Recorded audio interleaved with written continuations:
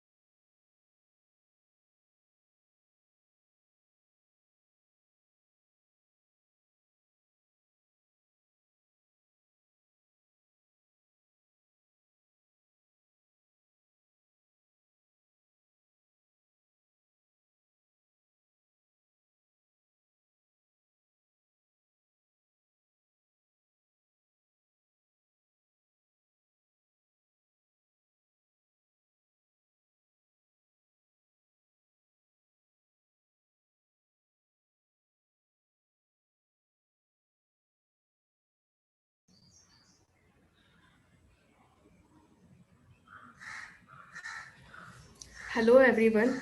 While we wait for the conference to start at 3:30, we thought we will share the promotional video which we made for the conference, which kind of summarizes our viewpoint and the idea behind organizing this conference. I request my colleague Sid to share this video, which we already screened over social media, but sharing here just in case you missed it. Sid, the video, please.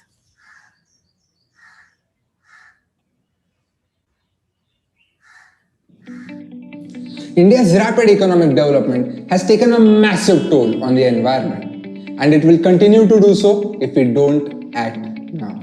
So, should we act on this pressing issue? Of course, yes. It's kind of a future at stake here. लेकिन क्या है ना पृथ्वी जी, it costs too much money to save the environment. So it's not in the best economic interest of the country. Besides, we have other problems such as poverty, malnutrition, unemployment. That's what we need to focus on. And we need to increase our GDP growth rate. Environment तो अपने benefit के लिए तो use करना है. Arey Chaturji, those things won't matter in the future. Due to climate change, our own well-being and existence is at stake here. चलो अपने future की बात करते हैं. India is the 5th most vulnerable country to climate change. Do you know what this means? This means more extreme storms, floods, and droughts in India. Do you really want to leave such a hostile planet for your kids and grandkids? हाँ सोचेंगे, लेकिन अभी नहीं. Right now, our economy is going through a COVID-19 slump, and we need to focus on our GDP growth. But do you really think our economy is resilient to climate change damages? मतलब अभी देख लीजिए ना, cyclone आम्फान और cyclone Nisarga ने कैसे हमारी वाट लगा दी थी. So what's the big deal in that? These things happen every single year. Okay, so listen to this. Due to global warming, Earth's temperature will go so high that you have to forget all your beach parties. No way! That can't happen. Okay. अभी भी वक्त है. We still need to develop more and build more. All that I'm saying is, let's do it in a green and sustainable way so that it does not hamper the environment. But this economic model has brought development, elevated millions out of poverty, and brought a prosperous and luxurious life to many people. So why should we change such a model? Tell me. Yes, I agree with you. But don't you think that this model is a bit outdated? I mean, it was good for the last century, but we kind of have a bigger threat this century of climate change. So it's imperative that we must change now. Prithviji, but this model has brought us so much wealth. Why should we give up our money? But we are giving up money to climate change and pollution right now. Even the World Bank estimates that the total cost of environmental degradation in India amounts to 80 billion US dollars per year. So it's just not done. But what if I tell you there was a better way to make money? Are you serious? I'm listening. We need to transform our current economic model to a green economic model. With this model, our economy can grow without hampering the environment. Mr. Chatur, why do we really create wealth? It's for our own prosperity, isn't it? With this model, we'll have better resource and energy use. This means better jobs, better livelihood, and better quality of life for all. It's like hitting two birds in one stone. You're not serious, are you? That's not really possible. Wait. Or is it? Yes, it is. Register now and find out at India's first conference on climate economics. Where notable scientists, industry experts, and economists will come together to discuss one agenda: building synergy between environment and economics.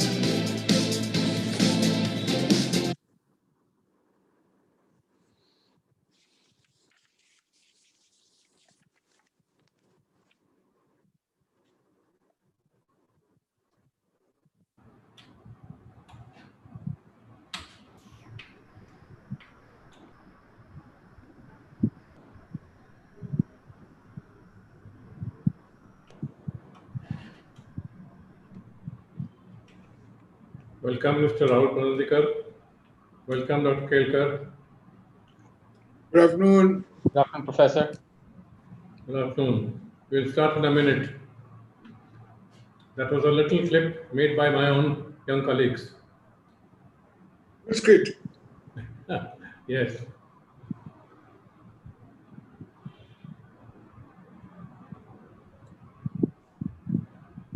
Has Rahul joined? Yes, he's Yes, there. good afternoon, Dr. Kelkar.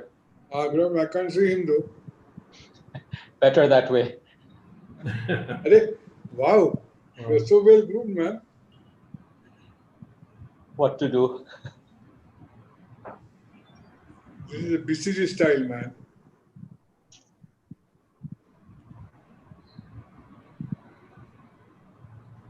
Mr. Ujit Patel has also joined, sir.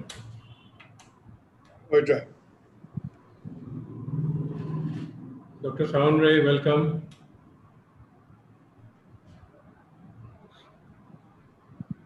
Thank you.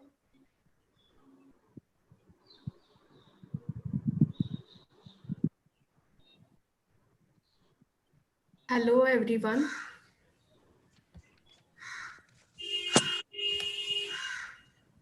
I am Aditi Kare, the anchor for today.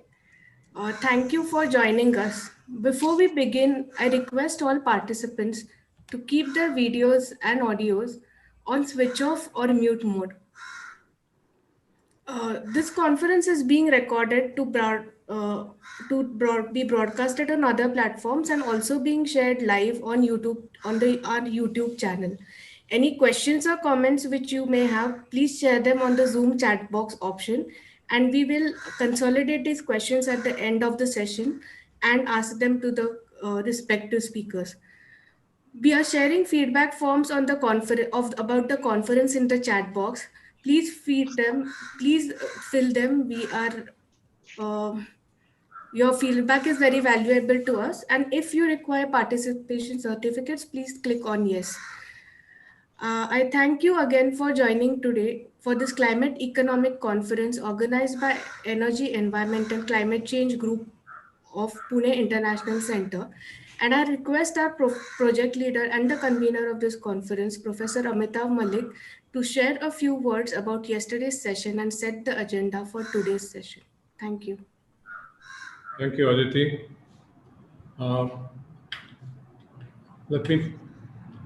Let me first say a word of welcome to our today's speakers, invited speakers. I see that all of them are already logged in.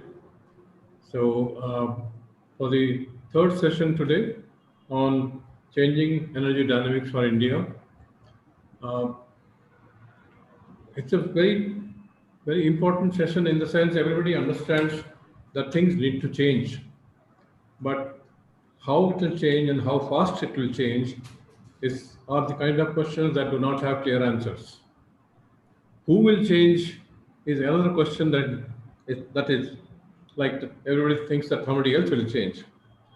So I hope this session today will bring out the imperative for the energy transition, the strategy for the energy transition, the economics of the energy transition, and ultimately, of course, the energy transition which will make us energy independent with the help of technology.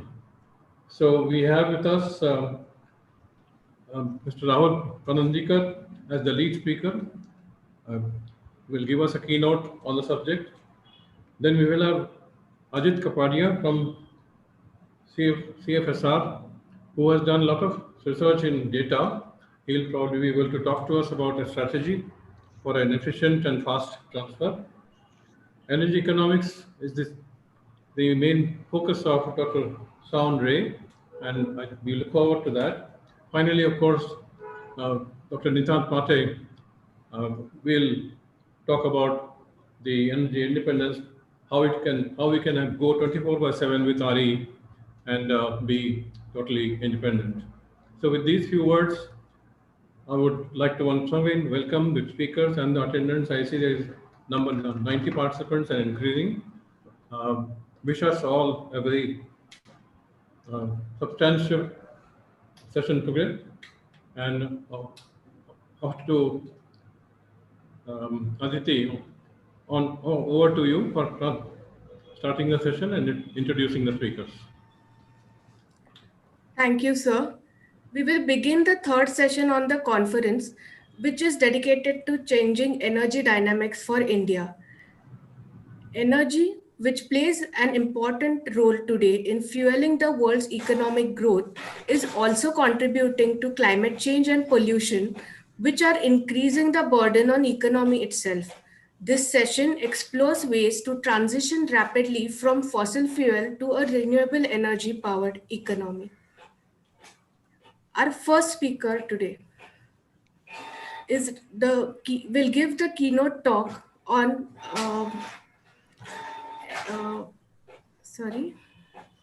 Our first speaker today, Dr. Rahul Pai Panandikar, is the Managing Director of Boston Consultancy Group and a core member of BCG's energy practice. He has worked extensively with governments and departments on regulation and policy development. He will talk on imperatives of energy transition to renewable energy, especially in terms of planning, scale, and rate. Over to you, Dr. Panandikar. Thank you, Aditi. Thank you for this very kind introduction. I will project from my computer. Yes. I hope that's visible. Yes, sir, it is visible. Thank you so much. And I hope I'm audible. Yes, very well. Thank you very much. Yes, thank you. First of all, thank you so much for the invitation to share some of our point of view regarding the whole issue of climate action and the imperative for energy transition to renewable energy. Being the sort of first speaker, I'll use that privilege in a way to make sure that I do the problem statement right and make sure that I put across the problem statement in a way that allows the other speakers to give us a lot of the solution pathways and the viability that's possible. And hence, what I will do a little bit of is talk sorry, talk to three parts. The first part, I just want to reinforce what video just said with a little bit more data. I think there's more than a wake-up call. I think it's at our doors. It's no more a myth. I also don't want to create an alarmist perspective, but the fact of the matter is that climate change is an undeniable fact going forward. The second thing is, before we look at the imperative for India and what we really need to do, it is so key to start understanding India's context in the broader global context. This is as much an India problem as it is a global problem. And post that, we can talk a little bit about what we need to do and hence what are the imperatives for India. And is renewables alone going to be the solution to India's problem going forward? First and foremost, since about 250 years, the Anthropocene era of our lifetimes of human race has started. And there's one thing that's absolutely undeniable, that human activity, and if I may put it that way, frenzied human activity has undeniably disrupted the georhythms of the world. And we are in an era in which atmospheric carbon dioxide concentration has far exceeded what was almost an equilibrium that was established for almost 11,000 years in the world. Now, scientists have pretty much concluded that the rise in the Earth's temperature is largely in proportion to the carbon dioxide in the atmosphere. And what that implies is one simple fact, that we actually have a carbon budget. Everyone on this planet has a per capita carbon. And given in some way and form that we've already exceeded that carbon budget, it's absolutely imperative that we move into an era where carbon budgeting becomes a reality for us. And hence, this whole buzzword or paradigm that is coming up on net zero is not just a slogan, but it's actually a reality. I just want to put that in perspective.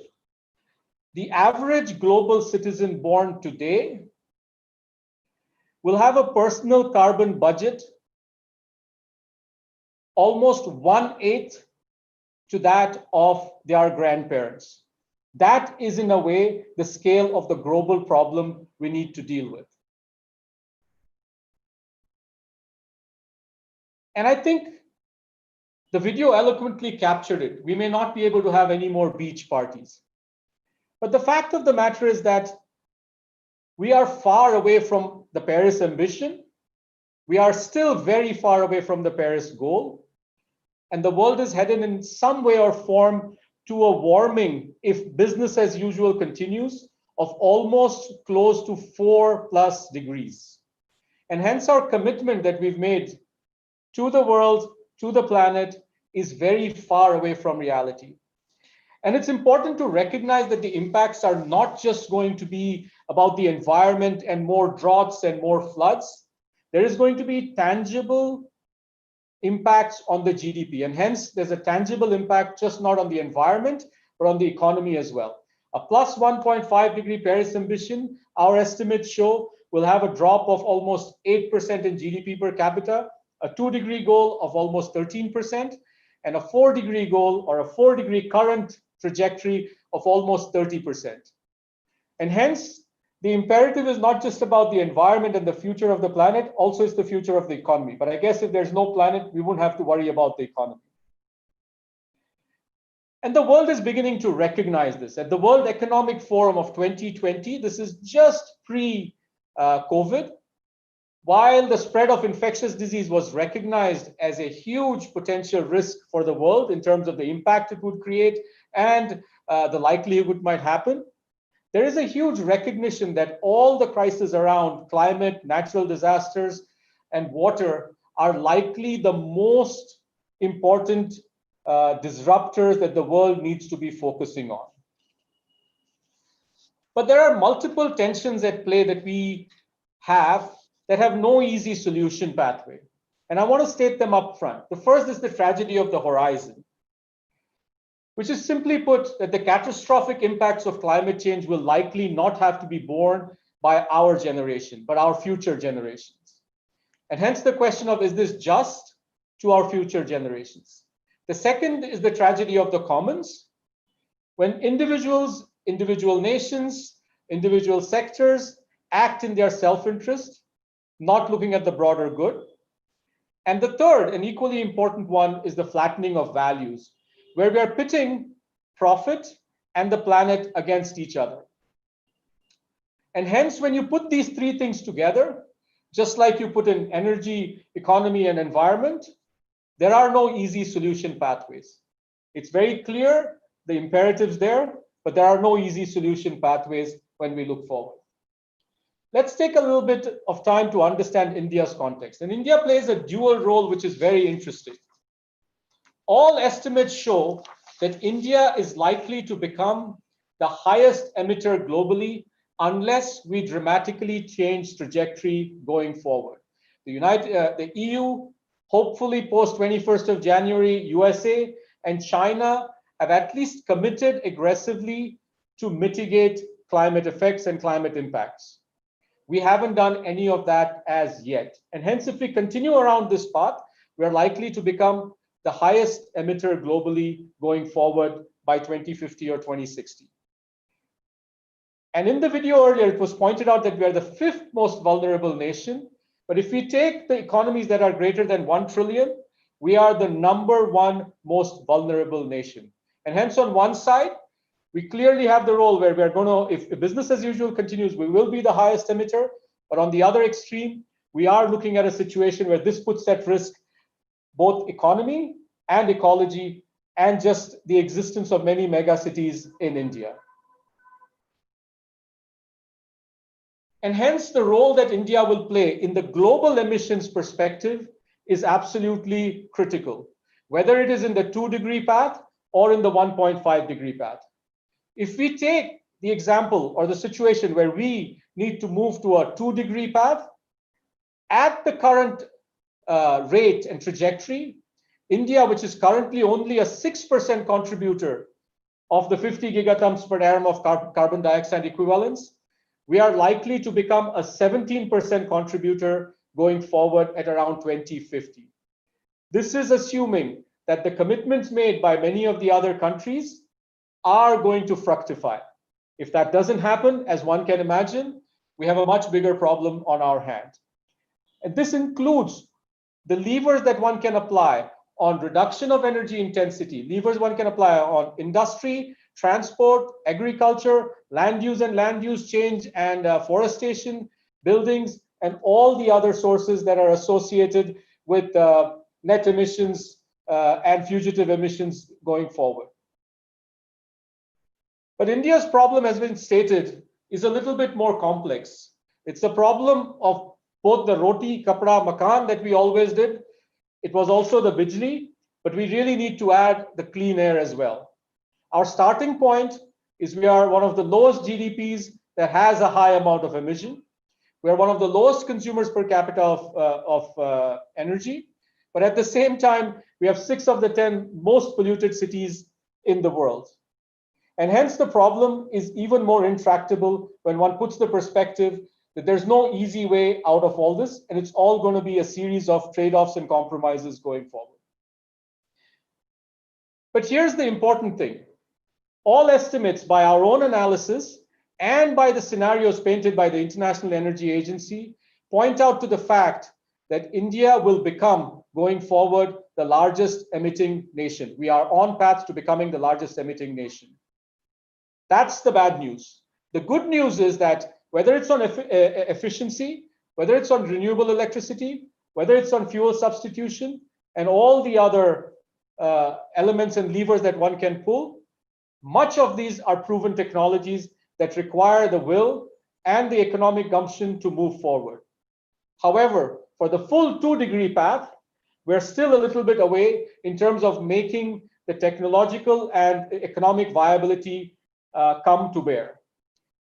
And so we have a problem on our hands, but proven technologies and line of sight to future technologies, I think, always provide us a positive outlook. But here's the reality. Since Paris, And remarkably, India is one of the few countries that is on track and on path to a 2 degrees centigrade compatible world.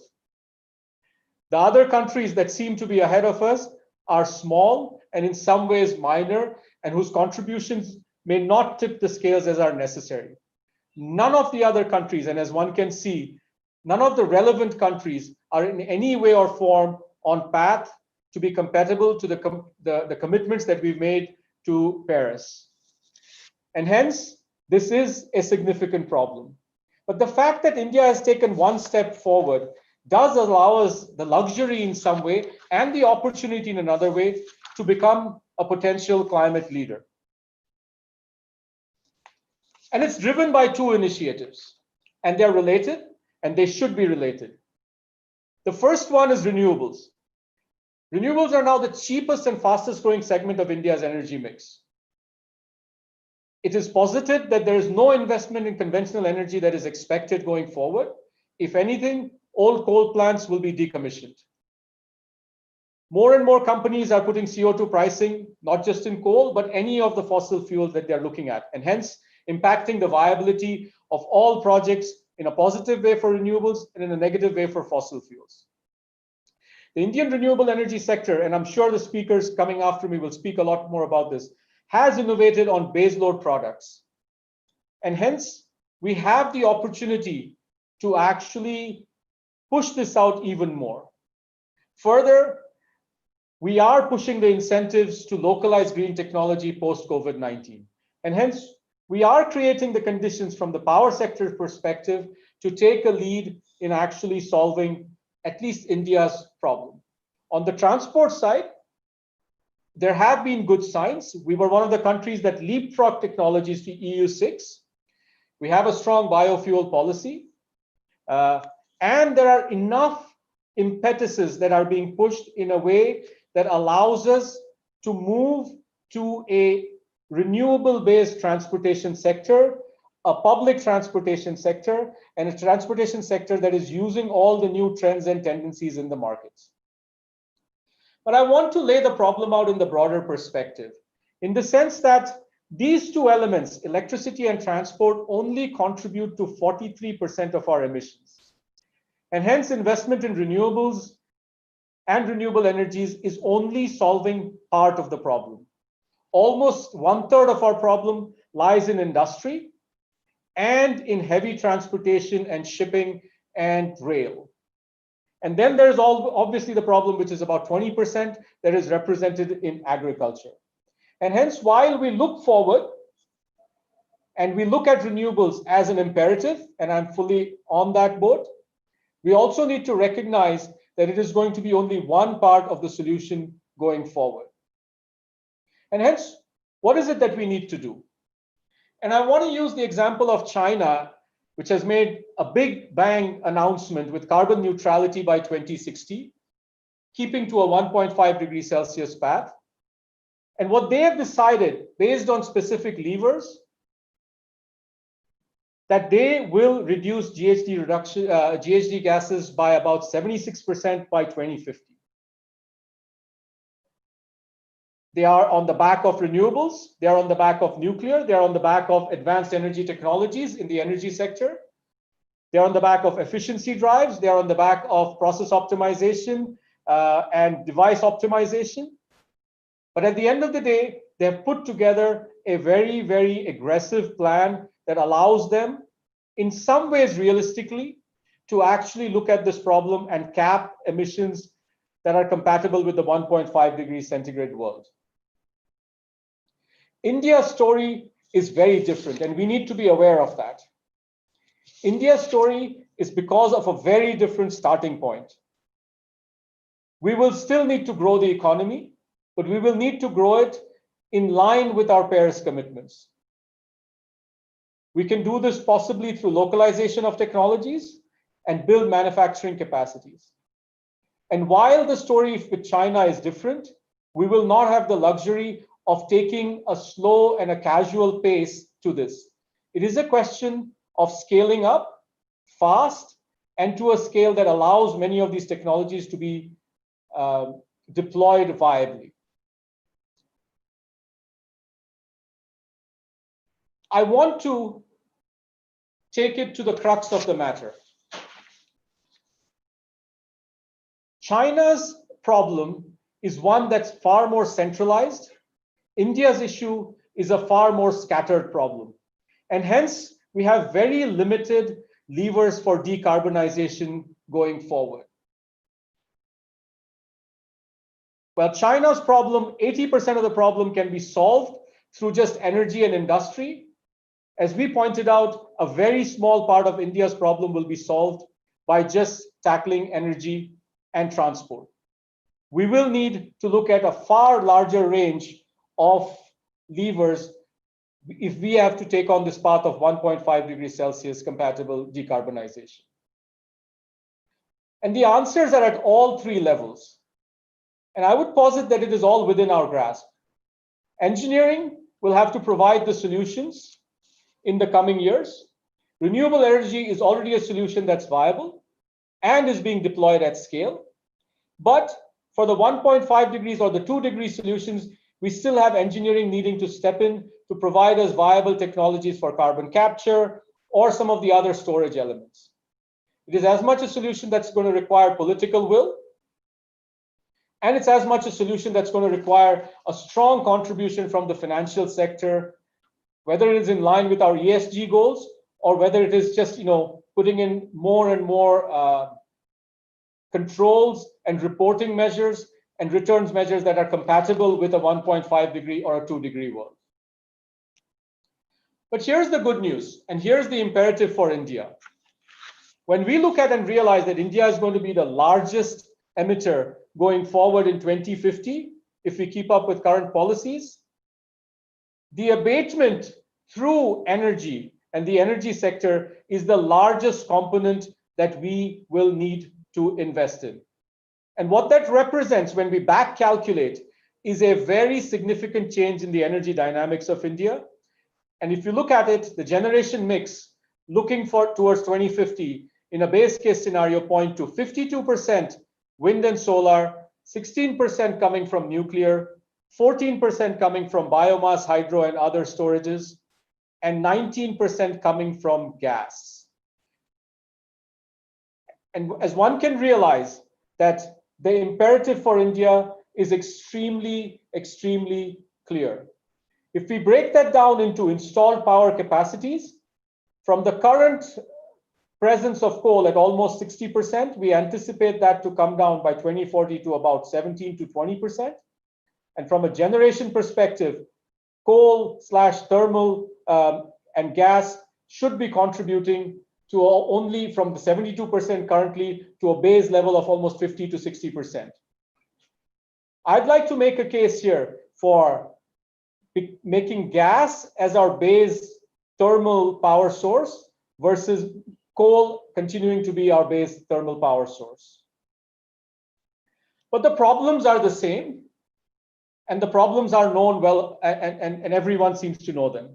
The first and the foremost, which is the eternal problem, which has been well studied, is the financial support to the DISCOMs and the small banks.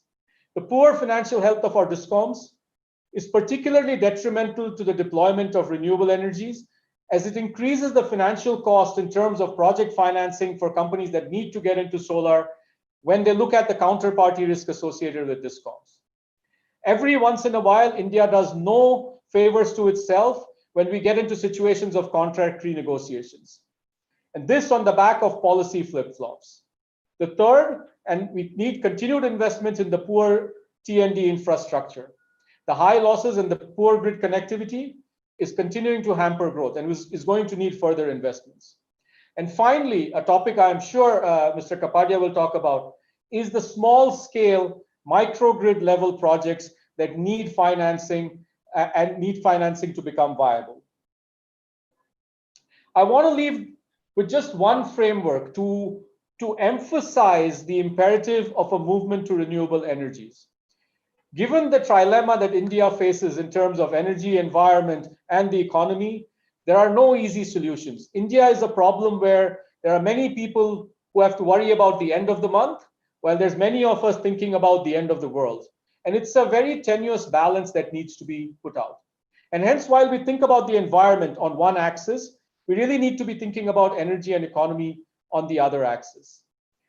And the only solutions to us that seem to come out as immediate actions, if I were to call them almost no regret moves, are a transition into large-scale renewables, other fuels, and driving industrial efficiency and energy efficiency in a very fast and aggressive way to scale up.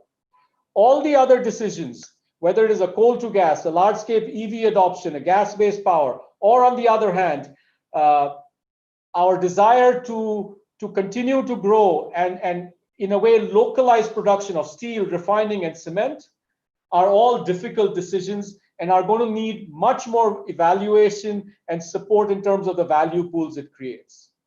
And hence, I leave with this call out that says, given where we are, given that at current policies, we are likely to become the largest emitter, and given that the energy sector can abate almost 40% of that future emission, it is imperative for us to look at large-scale renewables, fuel transitions, and driving industrial efficiencies. Thank you very much. Thank you, Dr. Panandikar, for that interest, for compressing in 20 minutes the international and national trends, and also the way you shared how to look at GHG emissions in a more wider perspective. We'll now go to our next speaker, Mr. Ajit Kapadia.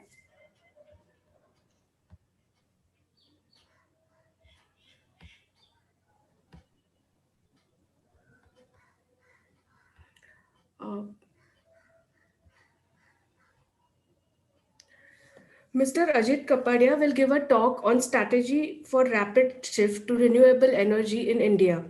He has a wide experience in the energy field and is the Vice Chairman of Fuel Studies and Research CFSR. And he is also the Chairman of Quanta. I request him to deliver his talk for today. Thank you. Over to you, Mr. Kapadia.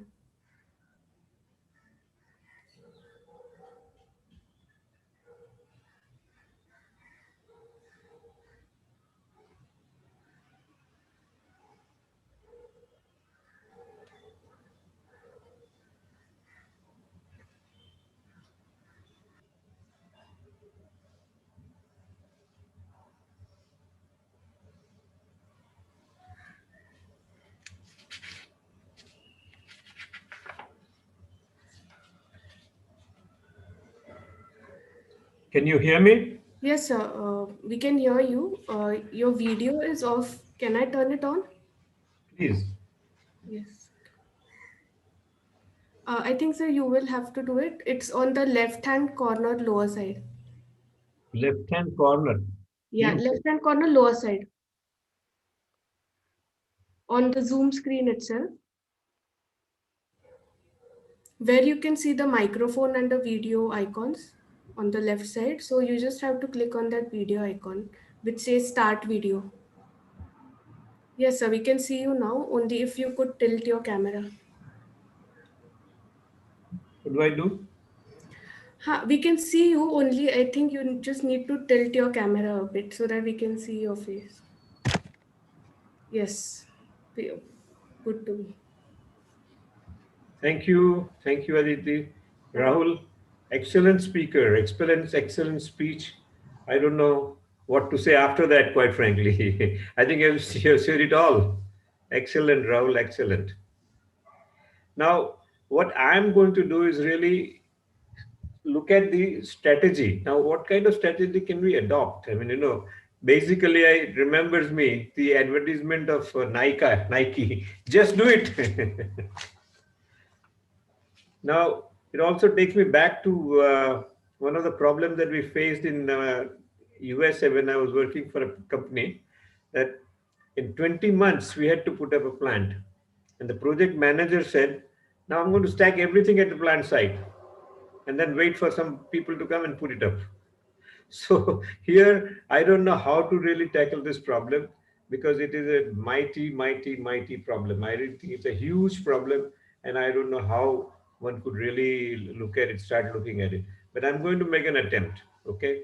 And the facts and figures Rahul has put forward, I think it's impossible to really follow that kind of a speech. Now, nor do I have the statistics, nor I'm that well prepared. Let's put it that way. Okay. Now, first and foremost, the problem here very very well put, that where we are and where we need to go. Now, today, excuse me just a second.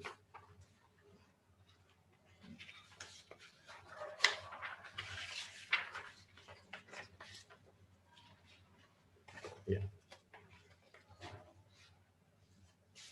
So Rahul has very well presented what is the scenario today and where we need to go.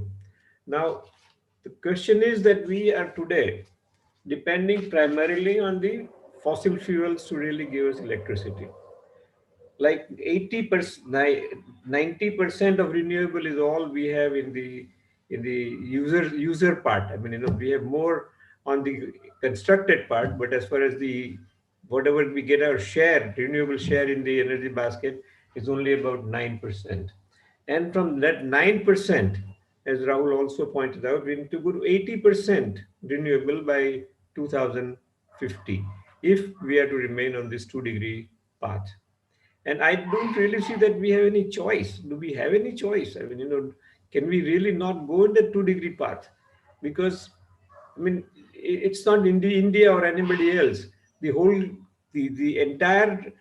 entire problem is going to get mixed with all the countries, in the sense that the India's problem will be US's problem, the whole world's problem. It is not any individual country's problem, which means that we will have to follow the world example. I mean, if somebody says, okay, I'm not going to do it, you do it. But how can anybody think in terms of going below this 20%, 80%, 80% fossil, 80% renewable and 20% other sources? The ARENA report of 2019 clearly points out that 20% we will have to get down to in order to really remain within the zone 5 degrees. Now, as Dr. One other issue that I think requires very serious attention is the issue that Dr. Malik's write-up shows, that we are using a 1.7% of India's of the world resources. Now, if you do that, how are we going to really create resources? So then the huge task of controlling 4.15 just to 420, 450 by 2050, I don't know, requires many key considerations, and they are very, very tough considerations. How tough, I really can't say, but they are very, very tough, and very tough situation we will have to tackle. First and foremost, sense of discipline in one and all. I mean, I don't know, so for whatever reason, our tendency appears to be rebellion. Whatever we are asked to do, we won't do. Whatever we need to do, we will say, no, it's somebody else's problem. I mean, the gap between the rich and the poor is a very significant example. I mean, those fellows who have nothing, they don't even need to worry about 1 degree rise, by 30 degree rise. Whereas all the problem lies with quote unquote our haves. The haves have no discipline. Haves are not really worried about that, and haves continue to worry about not worried about the future. I mean, I talked to the ladies' club once, and I told them that, look, we need to start saving water, we need to start saving this, we need to. And they were all worried about how to go about buying 5 more saris. Now, where are we? I mean, where is the need for 5 more saris today when we don't need any more saris? I know that their cupboards have thousands of saris, not even hundreds of saris.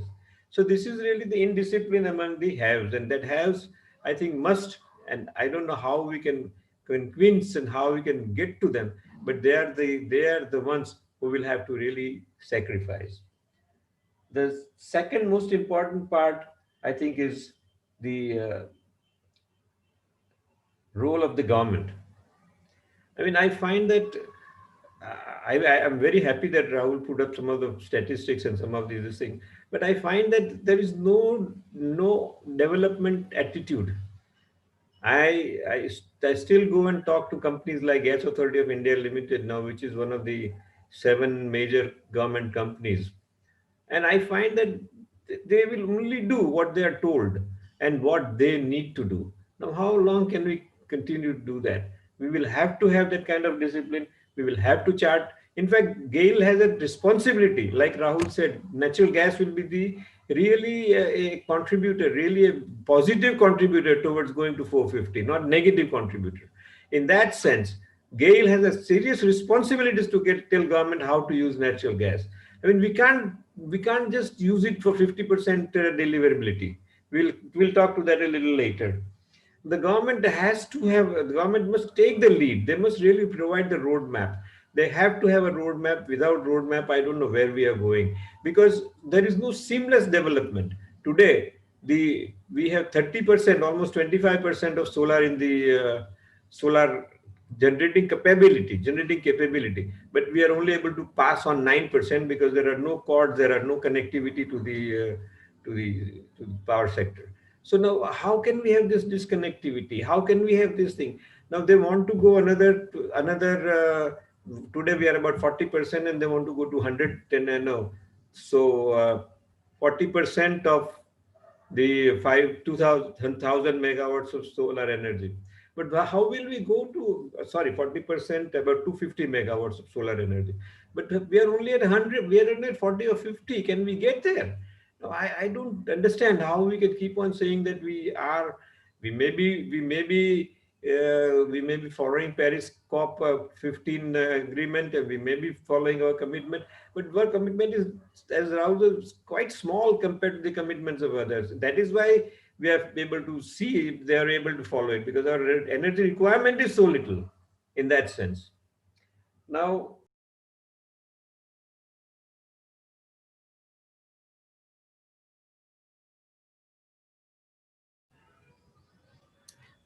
Sir, your microphone is on mute. Just one sec, I'll unmute it. I don't know how it became mute. Yeah, I turned it on to unmute. Yeah. I mean, is it something that is it lost? All of it is lost, or only recently it was lost? No, just one line. Okay. So flexibility, because there are many things happening around the world. I don't really think we are contributing in any developmental efforts. But let's just carbon dioxide. There is a biochemistry, artificial biochemistry, in the sense that you're going to convert CO2, carbon dioxide, into chemicals. Now, with that happens, we have a good chance. The whole world has a good chance of, because I don't know carbon sequestration or carbon storage. I don't know how viable that's going to be eventually.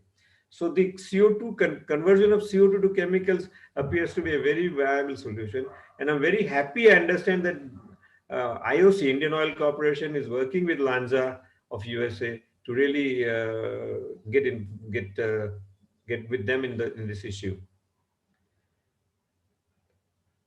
And another big issue is monitoring mechanism by the government.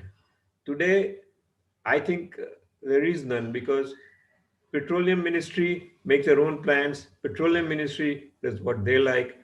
On one side, we say that we want to build 5 big refineries. On the other side, we say that there should be electrification of such high percentage by 2030. Now, what are we going to do? Are we going to work on both fronts and end up with huge redundant investments? One refinery's redundant investment runs in thousands of crores, thousands of crores of rupees. So how are you going to do that? There is no cohesive dialogue between the ministries. On one side we say this, on the other side we do this. So how can something like this go on? So monitoring mechanism, that every ministry falls in line, and not only every ministry, we will have to really, it's a huge problem, but every state will have to follow the line. Every state will have to follow the guidelines that guard the roadmap that Government of India creates. So I think this is one of the very key considerations. That sense of discipline amongst one and all is a very important aspect. And if we don't have that, I don't know how and where we will be. Then the focus on efficiency. Rahul pointed out very well, but I would like to go even further on efficiency, because natural gas, if you use it in combined heating, cooling, and power cycle for the industries, as well as for the rural areas, microgrids, then you get about 90, 85, 70 to 85% efficiency, which means you have cut down the carbon dioxide emission of coal, not by 10 or 15%, but by 80 to 90%. So carbon dioxide, the emission of carbon dioxide will be hugely impacted by the efficiency natural gas can bring in. Now, another aspect, every industry or everywhere you want to put in this at CCHP, there will be some form or the other of space available. Now, why should that space be wasted? They should all be solar power, space. It must be all be covered with solar. Even the parking lots, even the in industrial rooftops, wherever you have, you must really make it a hybrid system for natural gas. And then we are talking about something like very close to renewable. You are only talking about 10% higher than the renewable carbon dioxide framework. So I think these are some of the efficiency part. Then the next part is circular economy.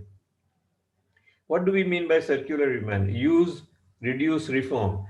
There was a news we had seen that in the USA, they're asking for clothes, who use clothes back, they're refurbishing and they're recycling. Now, if you do that, certainly your energy requirements will go down. Certainly your per capita energy will go down. And in the haves of the world today, how many clothes we have? I've got 20 shirts. And thanks to lockdown, I have not used more than 2. So I'm as much of a guilty as anybody else, but then every one of us have that. So basically recycle, reuse, and reform. And the way they recycle it in US apparently is they make it look like new ones. So reform, refurbish, and this thing. Okay. Then waste management. Huge problem. I mean, every municipal corporation, their problems are twofold. One, you have the big pileups of garbage. I don't know how many of you have been to Ahmedabad, but in Ahmedabad, you see, I don't know, mountains of garbage piled up. And every city has somewhere or the other, we have piled up, we have done that. So the garbage, the waste management, it has to be one of the most important issues. And the waste management is possible. I mean, we have shown, a Baroda-based company has shown that you can convert the waste into power. All this waste by pyrolysis, you can convert it to power. So there are ways of doing it, but we just don't want to do it. There is a UK company who is working on about 7 cities to do this waste disposal, plastic waste to power. So I think these are all possible. These are all known technologies. There is nothing new. There is nothing to be developed. Yet we are not using them. And to get one contract from one city, I understand from my friend that it takes for ages. Back and forth, back and forth, back and forth. So ages. So all of us, including individuals, the companies, the corporations, everybody, we all have to come on the same tune and the same line that by 2050 we want to get there, and we must get there in order to really create a situation for the survival of the next generations and the next generations after that.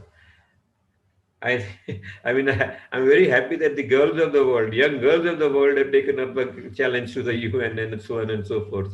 So I think, okay, next is water management. You might argue, what is water got to do with energy?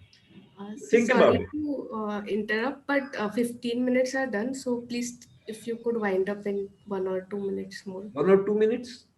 2-3 minutes, because it's because next speakers also. Sure. I'll do that. In fact, I should have told you earlier that you remind me. Yes.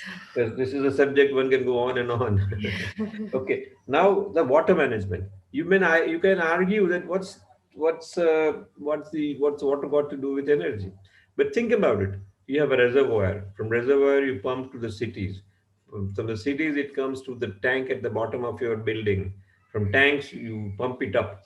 So how many places you use energy to bring water in your in your in your house? So these are the water management, and how much water we waste. I mean, really, it's a phenomenal amount of water we waste.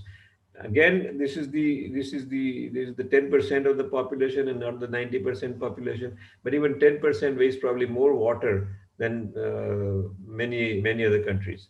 So these are the huge problems, I think, and I have really focused on the problems. I've focused on the key considerations and the support that we need to get from the government. And of course, I I don't have the statistics nor what the statistics Rahul presented, but all the same, I think statistics are to my mind the old story. Just do it, and just do it. I think that is really the slogan that we have to really follow.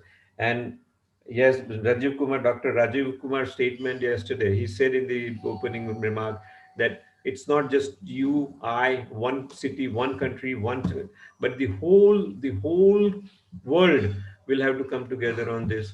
And this is a problem that the whole world must come to an end, because if India produces X, Y, Z, then everybody must follow that, or the whole everybody must follow the target, because one following and not the other following will also not be a logical solution. So everybody must follow this problem, everybody must follow this lead, and everybody must just do it. So I think the final slogan is just do it. Thank you very much.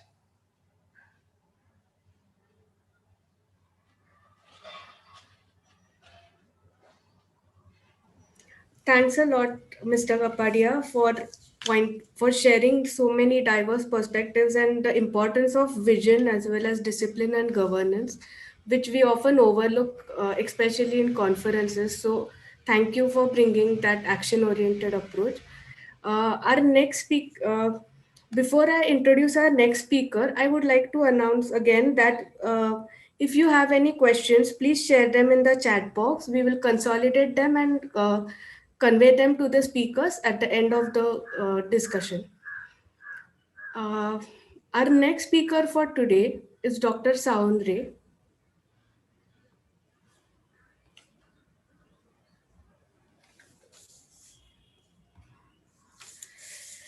Dr. Saundre will talk on energy economics, green financing, jobs, and infrastructure. Dr. Ray is a senior fellow at the Indian Council for Research on International and Economic Relations, ICRIER, New Delhi. She is an economist who has published books and journals, articles on various issues like technological transfer, energy, and climate change. I hand it over to you, Dr. Ray. Thank you for joining us.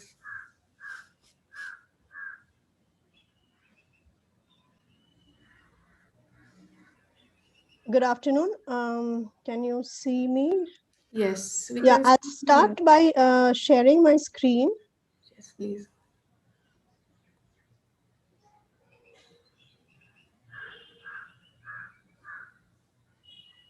It's visible. Yes, you can. I hope you can see my screen. Yes, it's clearly visible. Both Yes. you and the screen. Yes. Thank you.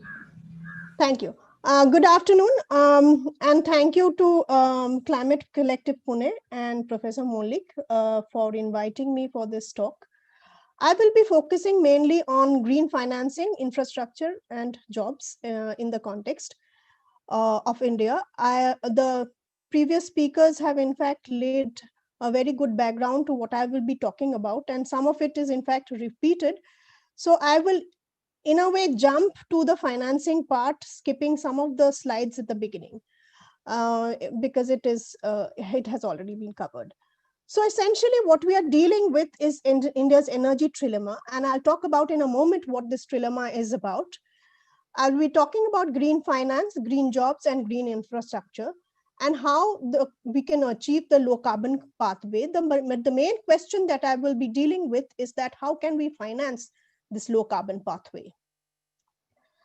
So in terms of India's report card, we were in terms of GDP, we were the fastest growing major economy in 2016 and 17. In terms of population, the second largest in the world, third largest emitter of GHGs, fifth in terms of the vulnerability in global climate risk index, and in coal consumption, the second. And all this brings together the trilemma that I spoke about. So India is yet to achieve provide electricity to nearly 304 million people and clean cooking fuel to nearly 500 million people who still depend on biomass. India is still heavily dependent on oil and gas and coal imports. And India's fossil fuel requirements, comprising nearly 90% of commercial primary energy supply, are increasingly being met by imports. And so cutting fossil fuel consumption will promote the twin goals of sustainability and security. And on the right, you can see how this trilemma comes together in the form of energy access, energy sustainability, and energy security. India's rising energy demand and contribution to emission is captured through this in the BP Energy Outlook 2019, which projects that there will be a 156% growth in primary energy consumption between 2017 and 2040. India's share of global primary energy demand will jump from 6% in 2019 to 11% by 2040. And industry is the strongest source of final energy demand growth, followed by transport. But you must remember that this was all in the pre-COVID era, so some of these have come down a bit. We may not grow as fast, and our energy demand also might not grow as fast. Nevertheless, we are really on a sticky wicket, as so to speak. While India's current per capita emissions are just about 1/4 of China's, its total fossil fuel CO2 emissions and per capita emissions grew about by 80% and 55% respectively between 2005 and 15, and are projected to grow by about 30% and 15% in 2025. And the carbon intensity of consumption had surpassed that of China as almost 1/3 higher than that of China by 2005. India's coal consumption has been increasing steadily and would continue to grow at a faster rate than Chinese coal consumption between 2020 and 2040, suggesting that we are in the risk of technology lock-ins. The World Energy Council has in fact presented the Energy Trilemma Index, and it ranks the countries according to the 3 parameters: energy security, energy equity, and energy sustainability. In terms of energy security, we score about 58 out of 100, and it is based on parameters such as import dependence, diversity of electricity generation, and energy storage. In terms of energy equity, we score about 48 out of 100. This is in terms of energy access, electricity prices, and petrol and diesel prices. And in terms of energy sustainability, we scored the lowest, which is 42 out of 100. And this is based on the parameters such as final energy intensity, low carbon electricity generation, and CO2 emissions. The energy security and independence, although India's energy security scores relatively highly, they have dropped since 2000. And to improve the oil security, the government has prioritized reducing oil imports, and the hydrocarbon exploration and licensing policy has been initiated. The IEA recommends reinforcing oil emergency response measures with larger dedicated emergency stocks and improved procedures, including demand restraint action and proper analysis of risk using oil disruption scenarios. In terms of the sustainability, this has already been talked of, so I'll skip this, but you noticed the graph on the right. It shows our high dependence on coal, and as Mr. Panandikar pointed out, that natural gas could be one solution or way out of this. Although the carbon intensity of India's power grid has declined by 29%, is expected to decline by 29% by 2040, it will remain 58% above the global average. This is all still based on the BP Energy Outlook 2019. And India's total net CO2 emissions will roughly double to 5 gigatons by 2040, meaning that India's share of global emissions will increase from about 7% today to about 14% by 2040. So the challenges that India face are threefold. One is the institutional and governance challenges. The energy domain is extremely complex. The coal, gas, and natural nuclear policy they are developed and implemented at the federal level. Although there is a single minister for this, for power, coal, and new and renewable energy, they continue to exist as separate entities. The electricity is in a concurrent list, and each state has its own power ministry with related departments and companies. The state electricity regulatory commissions have jurisdiction for the planning and power generation, for establishing tariff for public utilities, and dealing with investors for purchase agreements. But there are also a gamut of national agencies, companies, organizations, which create an extremely complex structure. There are at least 60 bodies, and they directly report at the ministerial level, such as companies, the Coal India Company, Oil and Natural Gas, Oil India, etc. The regulatory authorities are like the CERC or the PNGB. And then there are the financial institutions, that is the Oil Industry Development Board and the Power Finance Corporation. In terms of the pricing, the distorted pricing also there is a problem. And the reforms that are suggested is that the energy markets have to be performing better for efficient performance. And this means that it has to, the DISCOMs, their financial health has to be revitalized. So the problems that the power companies suffer from is poor pricing models, weak corporate governance, and ailing infrastructure. The IEA recommends that India's energy sector has to move to a market-based pricing for every energy commodity and establish the right price signals and rebalance the prices by removing the subsidies and the cross subsidies, and create a functioning energy market. The other problem that the power sector is beset is state dominance. The state plays a very important role in the entire value chain, and we need to build a joint vision and common reform roadmap. We have to create a cross-government framework for energy policy and greater coordination between institutions, market infrastructure, etc. And of course, knowledge sharing and training of human resources at the local level. So the key is technology, and technology, well, other people will talk about. I will jump straight to the finance part of it. Now, the faster growth of efficient appliances will reduce residential electricity demand and significant margins, considering the Indian market conditions. Attracting the best available technologies and practices in Indian manufacturing, and particularly SMEs, will ensure the efficient use of energy resources.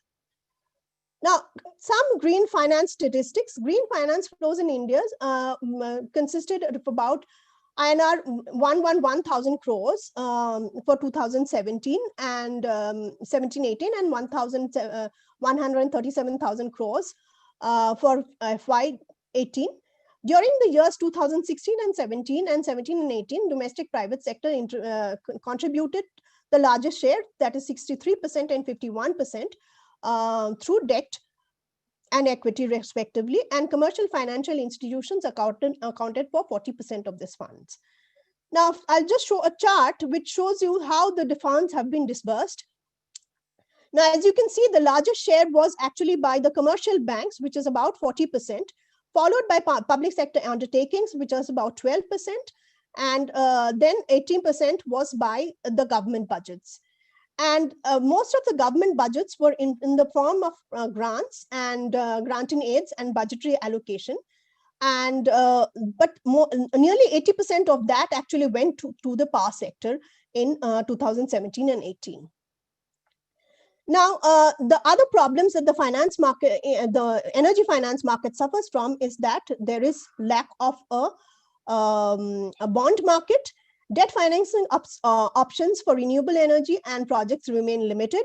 Although green bonds have been issued for supporting renewable energy, there is not a large, because of the lack of a well-functioning bond market, this suffers. And the loans that have been given to cut clean energy have been driven mostly by short-term macroeconomic factors like excess capital liquidity. So what are some of the solutions that have been suggested?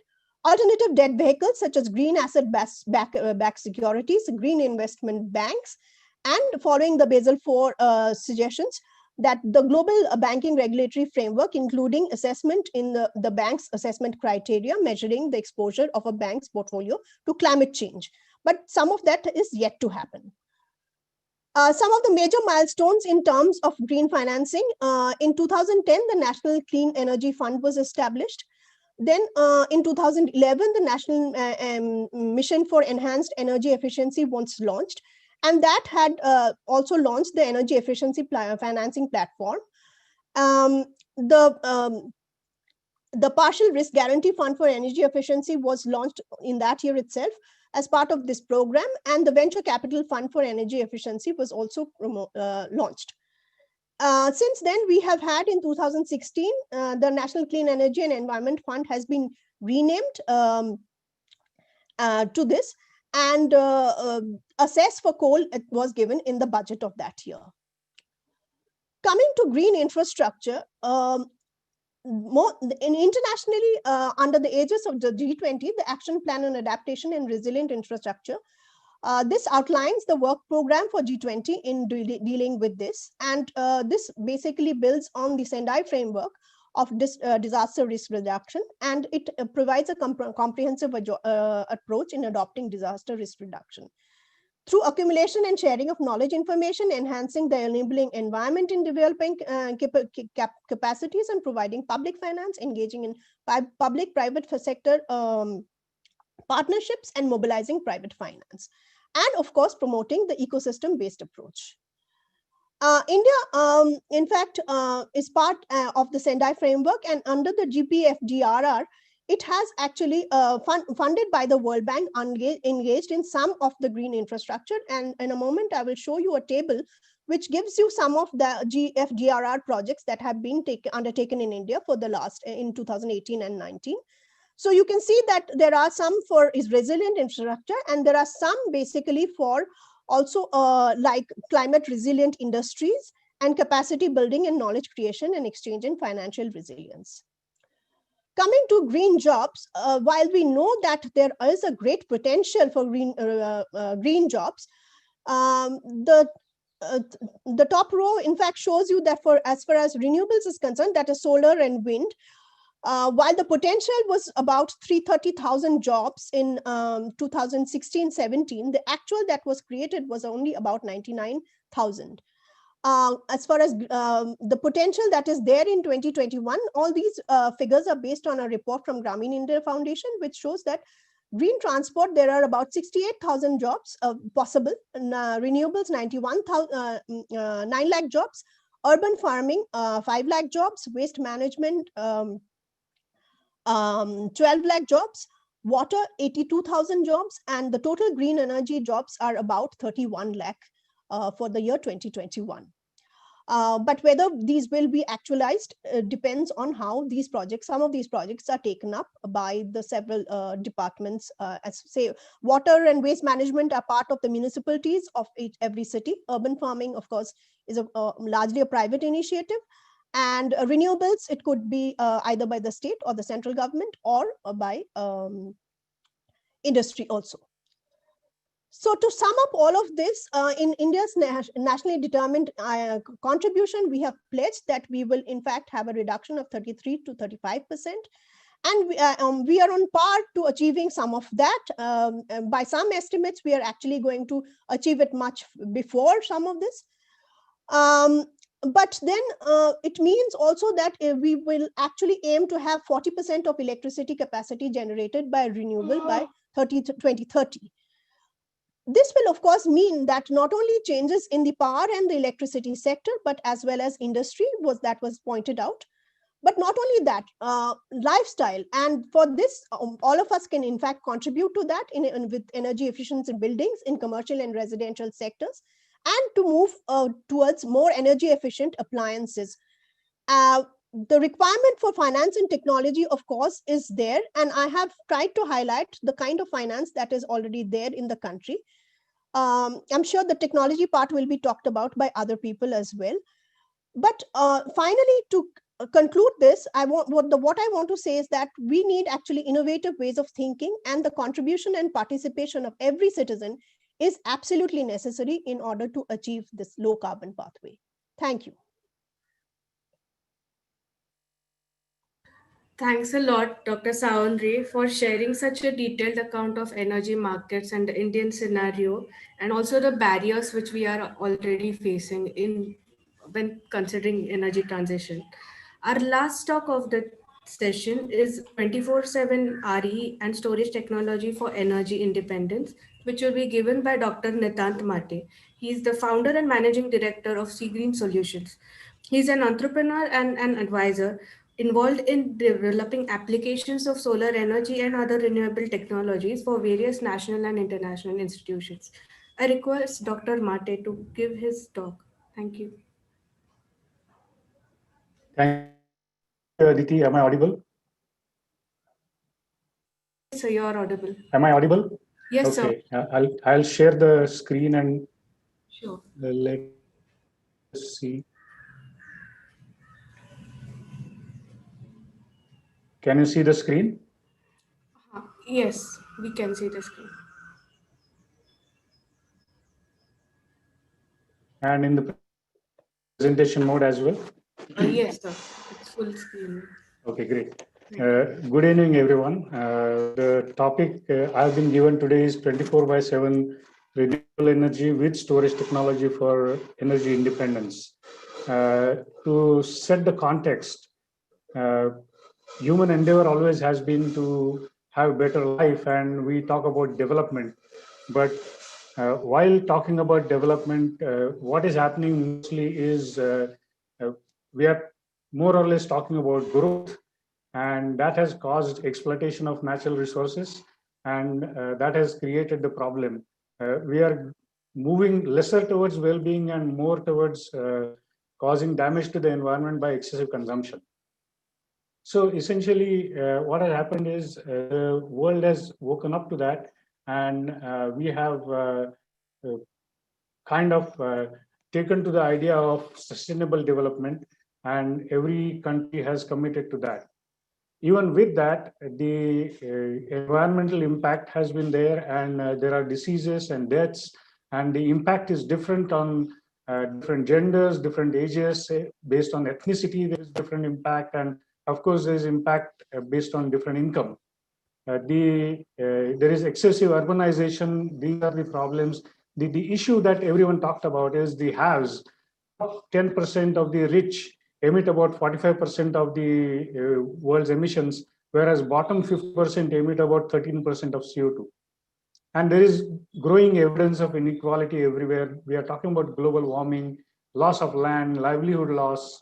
We have problems with health, water, and so on and so forth. About 77% of the cultivable land of the world is being used for meat production.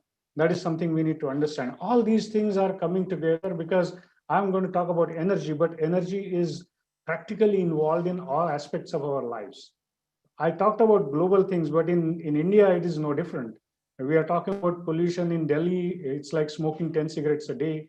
About 12.5% of deaths in India in 2018 were because of air pollution or pollution indoor.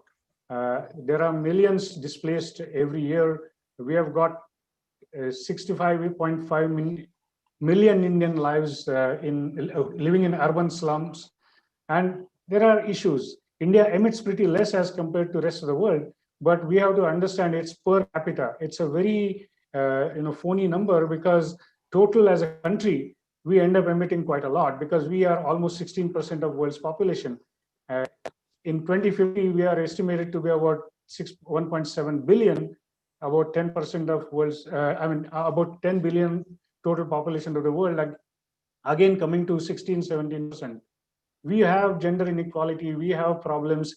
Women in India spend a large amount of time just collecting water. A number here will be staggering. If you see 150 million work days are spent just for collecting water. So we are having a big problem at our hand. There is loss of biodiversity, there is problem in food security, and all of it is coming together.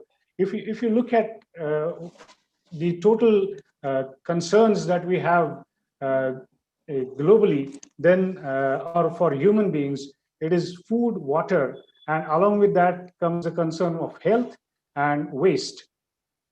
And all that comes together because we need energy for dealing with every one of these things. On the right hand side, if I look at this diagram, you see that there is land, water, minerals. These are all the sources that we are consuming. And then there is biomass, there are the materials, we have food, we have livestock. And in the center of it, I've put energy, because for any conversion or any use of any of these resources, may it be circular economy, may it be linear economy, whatever you want to call it, for every conversion, we are going to use energy. So energy is a key ingredient in human development. Now, once we understand that, we have to also understand that is coming in different ways. I mean, the basic form of energy that we require is for heating. Now, that could be heating for domestic applications, especially the world which is above and below 30 degrees latitude. They require space heating, but below 30 degrees latitude, like in India, we are using heat in a reverse way. We require energy for cooling. So there is industrial heating requirement, commercial establishments, and so on and so forth.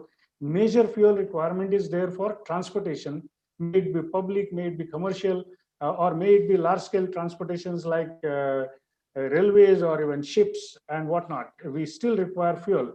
And the most convenient form of energy that we have found together is electricity. And that is used for lighting, for prime moving. Prime moving is for creating movement of any sort.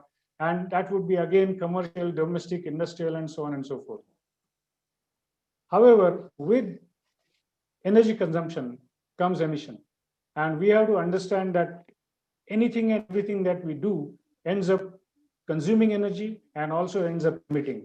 So there are embedded emissions everywhere. So these are called upstream emissions. Suppose you are going to use some product or service, till the point the product or service comes to you, it has already emitted.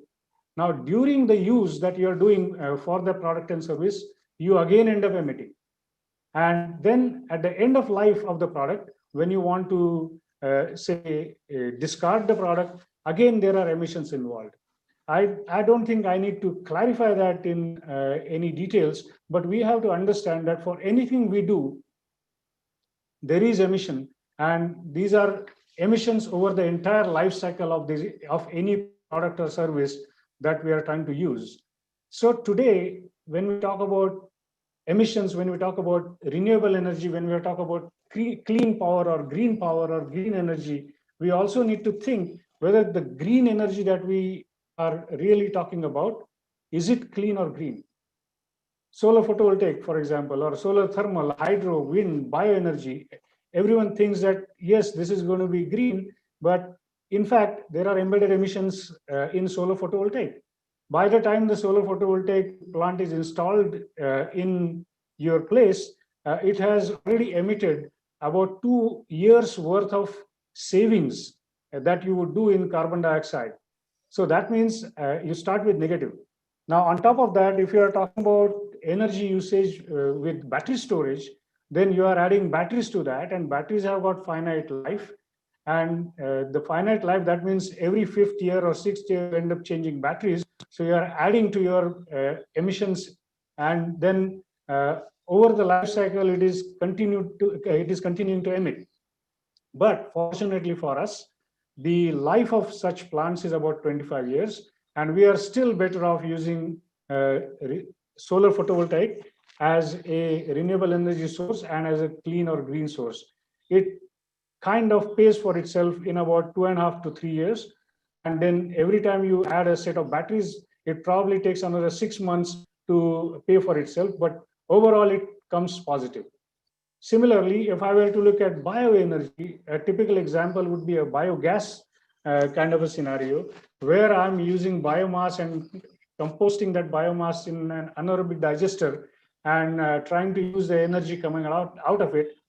Again, we are very fortunate that these plants have got a life of 15 to 20 years.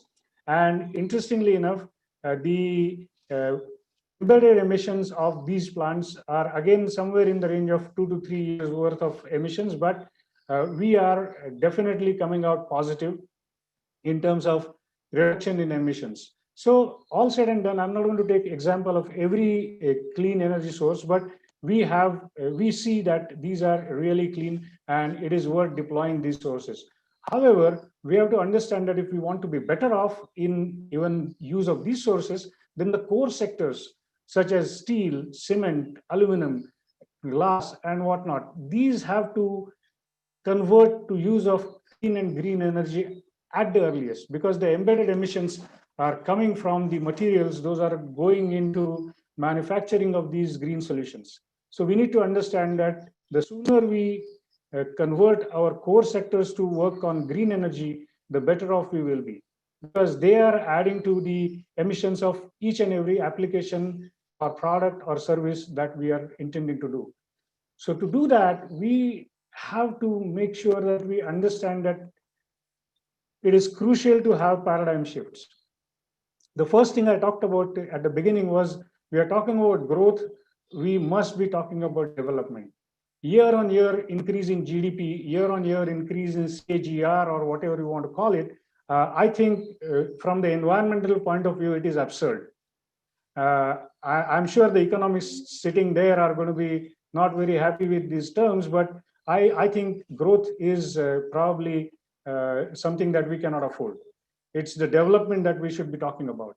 Again, while we are talking about energy and clean energy, green energy, 24/7, we have to understand that we must be energy efficient. Not just energy efficient, but we should be actually resource efficient. We have to reduce demand. We cannot keep on increasing demand per capita and then say that, look, I mean, somehow this has to be met. We have to go from fossil fuels to renewable energy. I just showed you an example that renewable can be good. We have to think differently. We should be thinking about not just upfront cost, but we should be talking about life cycle carbon footprint. What emissions are we doing over its life cycle, and is it better off as compared to the conventional other options I have? Instead of waste treatment, we should be talking about waste reduction. Instead of consumption, we should be talking about conservation. I mean, these are all the paradigm shifts that are required before we even think about giving any solution for our energy problems. From linear economy, we should be going to circular economy. But again, we have to understand that any conversion is consumption of energy, and any energy consumption is emission. So we need to talk about how can we reduce the demand itself and then go from linear economy to circular economy. And when we are talking about grids, for large scale energy grids, I think the real paradigm shift that I would want all of us to think about here is a network of smart, small microgrids.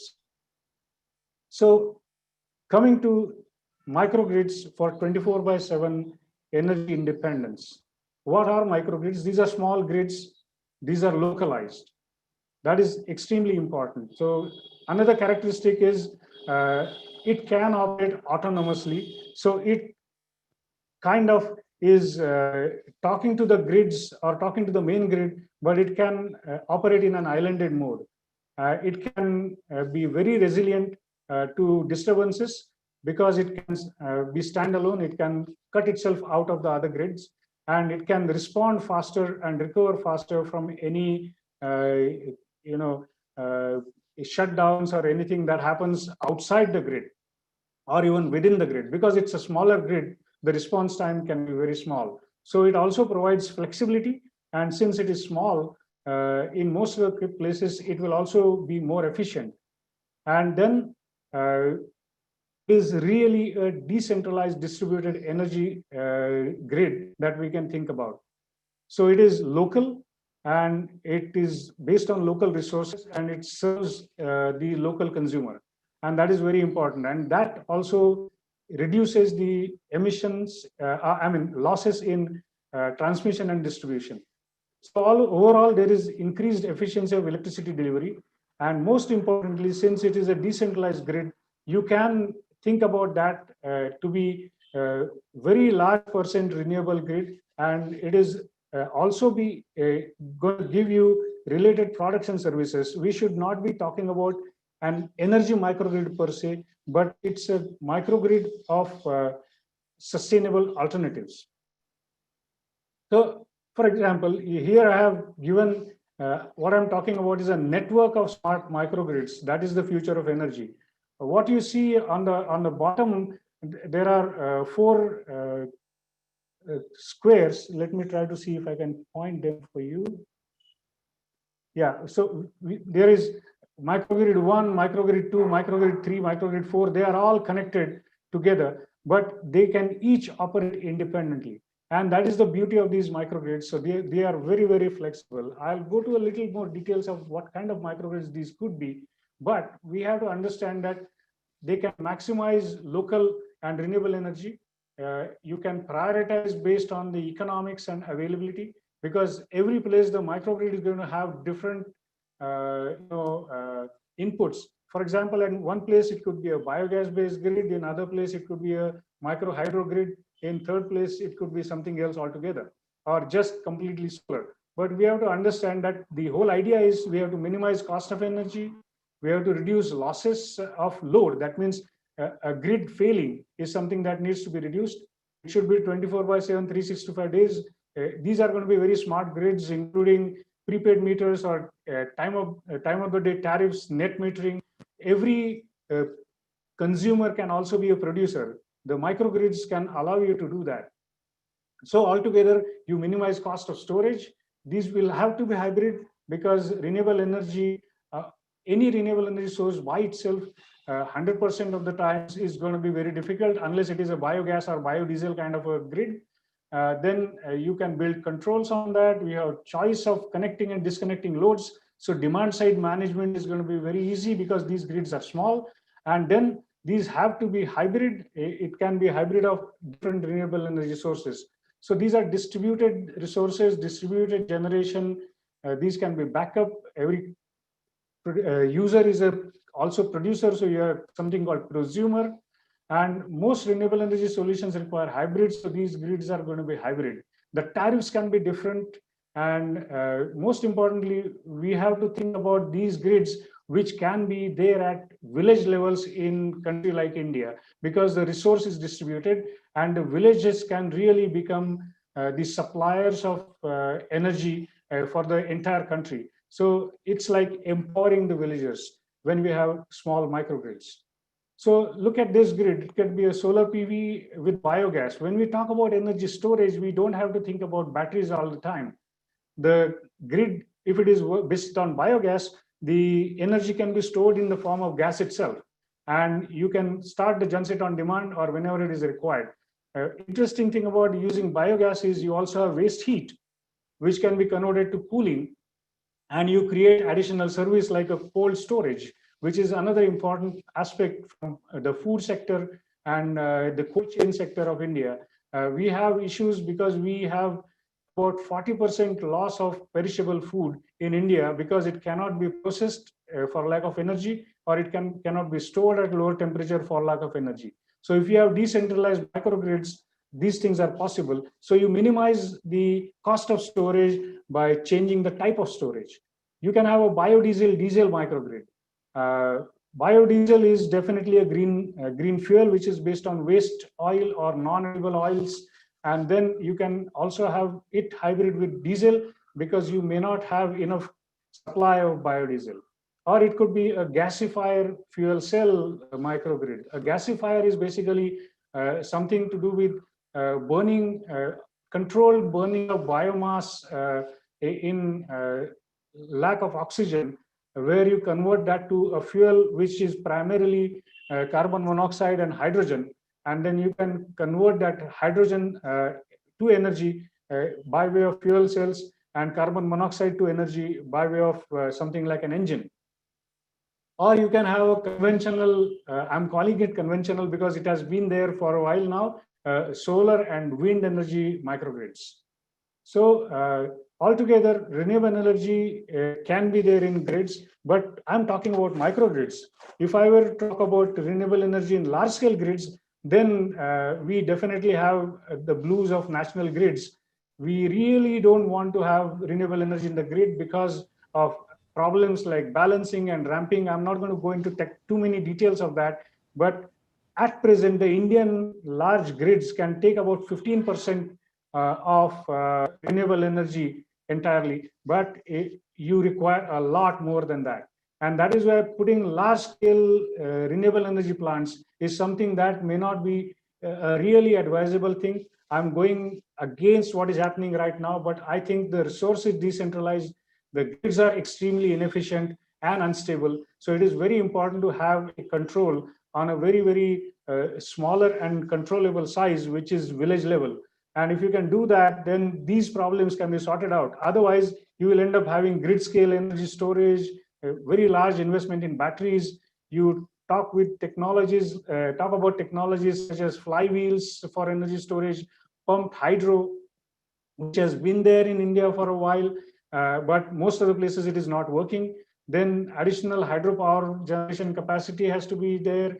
Gas-based power generation can be there. You can talk about natural gas as a fuel which is cleaner, but one has to remember that natural gas is still not a cleaner fuel when it comes in comparison with, say, biogas or biodiesel or any biomass-based fuel, or just plain solar photovoltaic.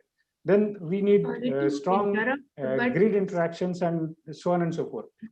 It's 15 minutes. Sorry?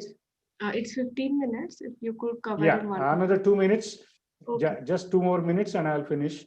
So the basically large grids have got problem with transient. They have to remain in equilibrium. So there are issues with that. We need to work on the voltage, phase angles, frequencies. And for all that, we require large scale storages in the grid. Whereas when you go to microgrids, small storages, even application-based storages are also sufficient. So I'm not going to go into details of how you can work around these things in large grids, but according to me, large grids is a long shot. Smaller microgrids and the network of small microgrids is what you should be really talking about. It is distributed generation and distributed supply. According to me, that's the real solution that we are talking about. These give the possibility of using 100% renewable. You can minimize the cost of energy and also minimize the impact on environment. You can use waste and convert that to energy.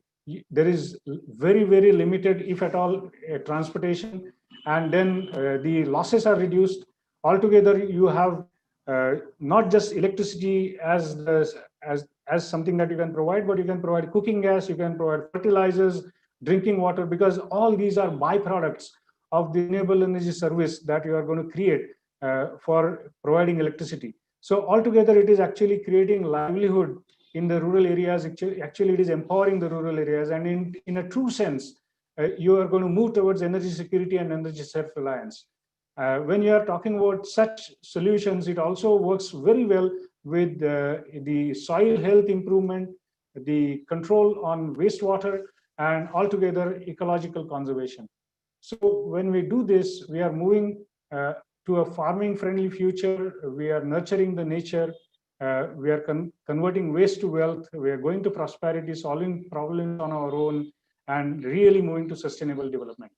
Thank you very much.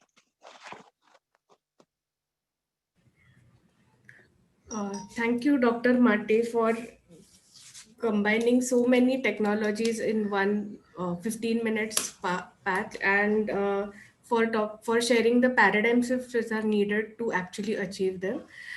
We will just take, although we have run short of time, we'll just take 2 questions from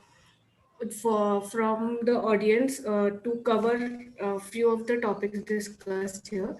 So I'll ask a common question to Dr. Panandikar and Mr. Kapadia. The question is, how can we economically degrow the fossil fuel industry?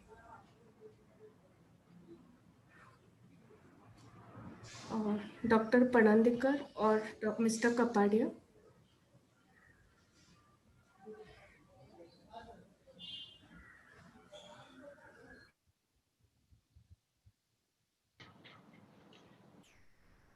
Hello.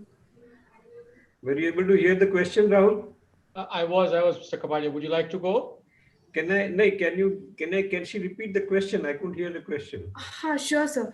The question is how to economically degrow the fossil fuel industry. Like, how can it be phased out or degrow? Go ahead, Rahul. So just a couple of points. I don't think I have the full answer on this one. But I think there's already a lot of viable technologies. I think Dr. Mate has just talked about quite a very interesting concept as well.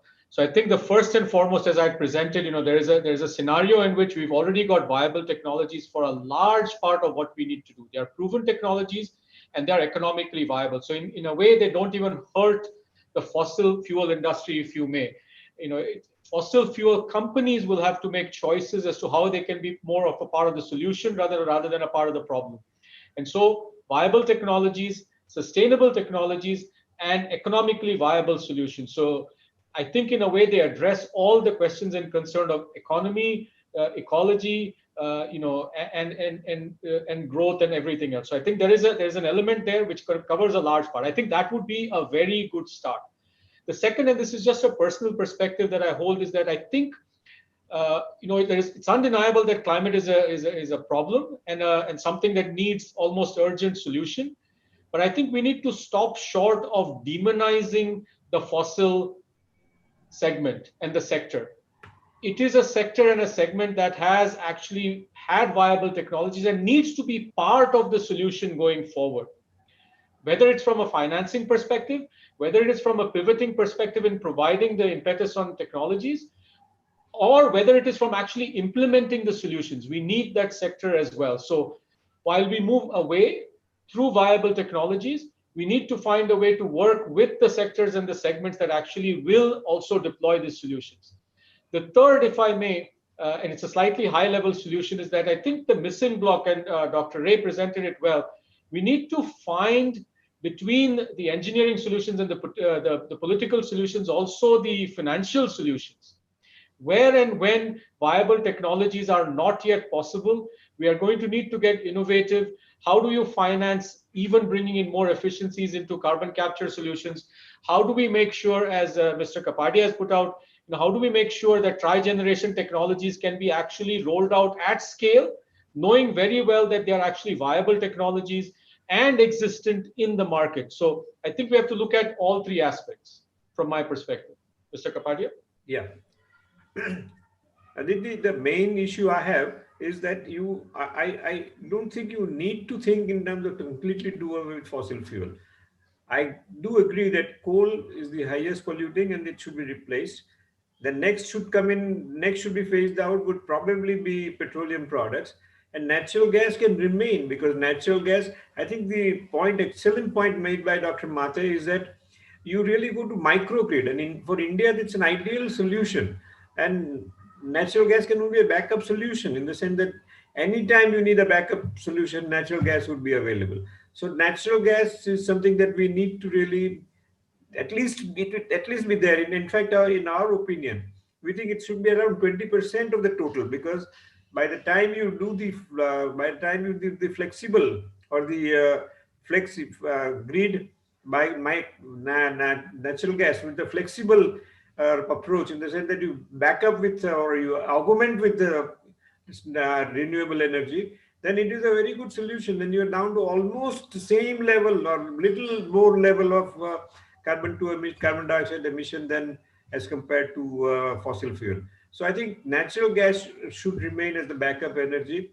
But I do agree with Rahul that maybe there is a solution. But I think that coal and renewable would and the petroleum products would probably have to find a way out by 2050.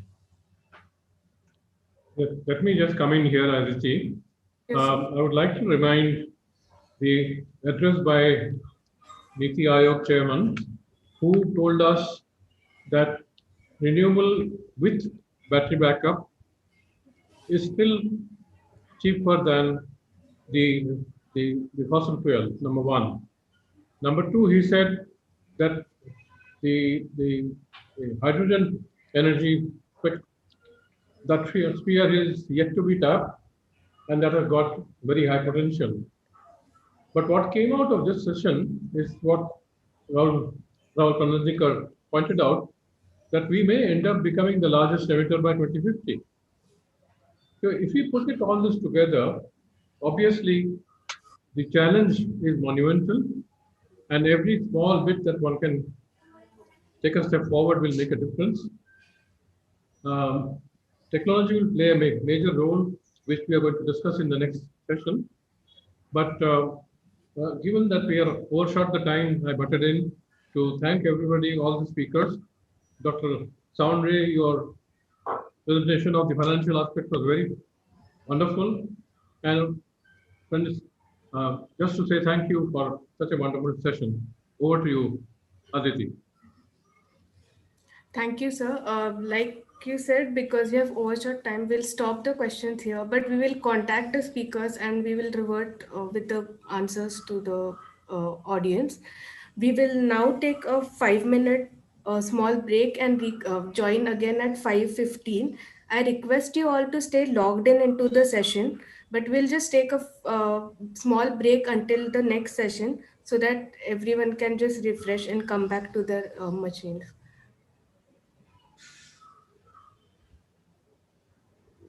We'll meet again at 5:15. Thanks, Aditi. Thanks, Professor Malik. Thank you. Thank you.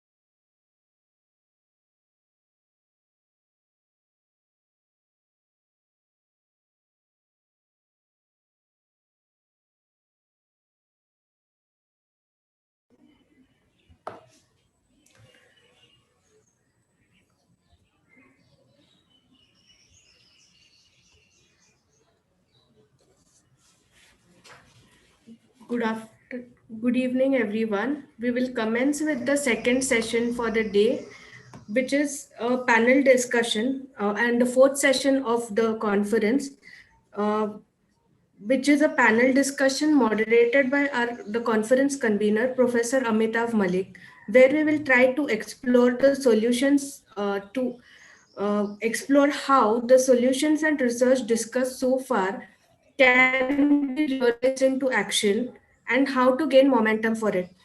We are fortunate to have a distinguished set of panelists with very wide experience for this session.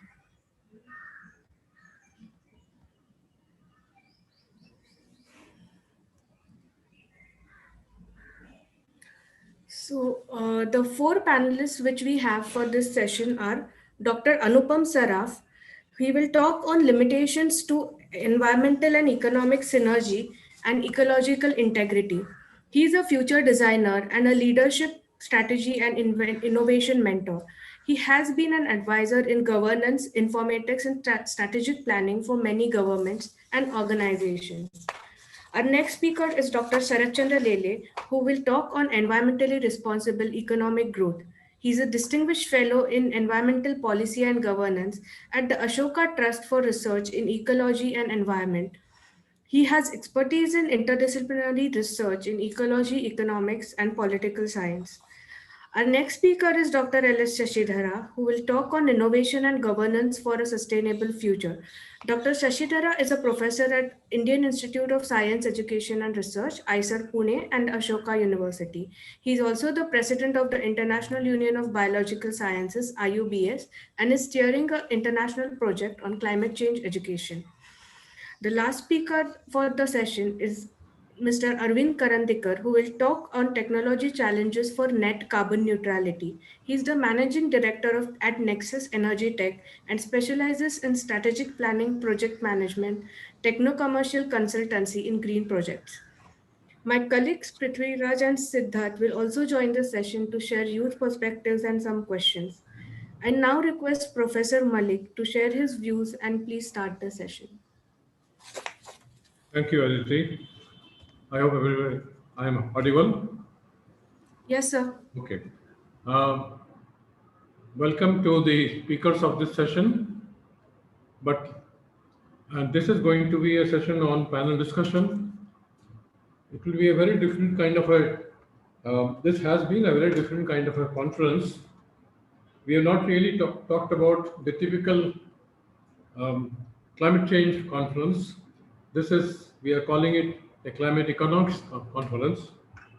So we have not really looked at the biodiversity loss or air pollution and all that, but we have looked at the interface or the interdependence of economy and environment. By environment, of course, the major facet of environment we are talking about is the climate change. So last three sessions, we have focused on understanding the interrelationship, then what way low carbon economic pathways can be contributive. And of course, recently, today, the third session was on dynamics of energy in India. What has emerged is very alarming in a way, very challenging in a very different way. We heard Dr. Rahul Panandikar announce and share his understanding that by 2050, we will probably be the largest emitter in the world. Today, we are the third. There are many other issues that have been discussed where we realized that the actual scenario is far more grim than one would like to think. So we are here today in this panel discussion to talk about solutions, talk about approaches that can take us out of this very critical period into something that can be a little more forward-looking. We need to probably look at identify targets that are achievable in about next 10 years. In short, saving the environment must become profitable. I know it sounds that everything ultimately depends upon the economy, but we are in that paradigm today that unless we can make whatever we need to do, unless it is economically acceptable, economically profitable, things may not happen. And of course, we know that renewable energy is one area where it is win-win, and yet not enough is happening, not enough momentum is gathering. At the same time, we know that it's only a part of the solution, not the whole solution. So we are looking at other sectors that are not other than renewable energy. Agriculture could be one, food supply could be one. Moving away from chemical agriculture, chemical to organic could be a major challenge. Water sector is also important because water scarcity can boomerang into all kinds of things that will take us backward. And of course, ultimately, it is the efficiency you must talk about, whether it is efficiency in energy, material, process stress, and even human efficiency, which is productivity, which will go down as the temperature goes up. So this is a whole lot of things that we need to discuss today. We have shared our thoughts with the panel speakers. We have suggested some topics, but they're free to talk whatever they want to. And we are requesting each panel speaker to take about 8-9 minutes. And then we open it for the discussion, and each panel speaker can choose to come in again and say something more or something different. So may I start this session by inviting Dr. Anupam Saraf as the first speaker. Please go ahead. Thank you, Amitav, and thank you for the introduction. Let me just share my screen.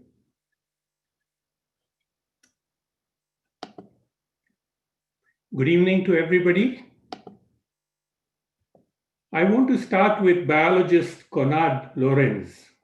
He demonstrated that when ducklings hatch, they are imprinted to follow anyone who imitates the mother duck sounds. In our urban world, many of us have grown up with an economy long before we encountered the environment. Naturally, we have been imprinted to believe that economics is the foundation of our existence. We have grown up evaluating the value of everything in money and power, not beauty, care, or respect. The environment for many is just something out there to visit for vacation or to own a farmhouse.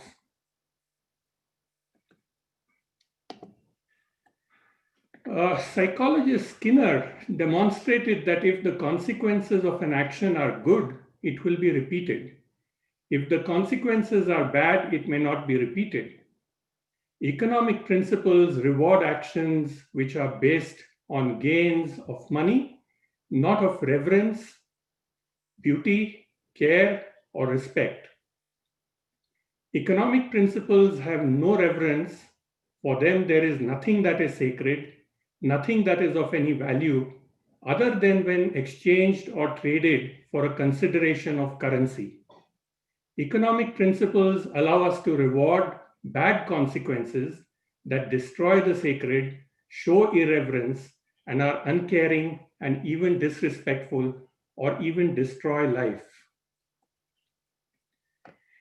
Let's note that over the last 59 years, perhaps the lifetime of many of you who are listening to this conference, we have increased in numbers from just about 3 billion to more than 7 billion. In India alone, we have grown from about 450 million in 1960 to about 1.3 billion in 2019. Our global GDP grew from about $1 trillion in 1960 to 86 trillion US dollars in 2020. That's more than a 30-fold increase per capita. And for India, it's a 75-fold GDP growth from 37 billion to 2.8 trillion Indian rupees in just 59 years from 1960 to 2019. Why hasn't this phenomenal growth solved India's inequality, its hunger, its shelter, its intolerance, its health, its unsustainability, environmental destruction, or the climate crisis.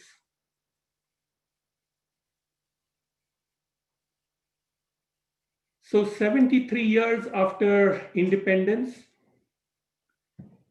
India is amongst the worst performers, leaving its people hungry and malnourished. Over 18% of the urban households are living in poor conditions. It has unpotable and insufficient water supply, overflowing solid waste and sewage. Our rivers, forests, and even mountains are being exploited, encroached, and polluted as we are unable to halt our material and economic greed propagated by urbanization. We have serious failures of tolerance, human dignity, equality, liberty, and justice. So although the economy has made all these issues worse, we keep repeating economic decisions as they reward us, especially those who make them, in the short term. We now push for green energy as a solution to the world's ills, forgetting that it continues to push the short-term economic gains that will continue to make the problems worse.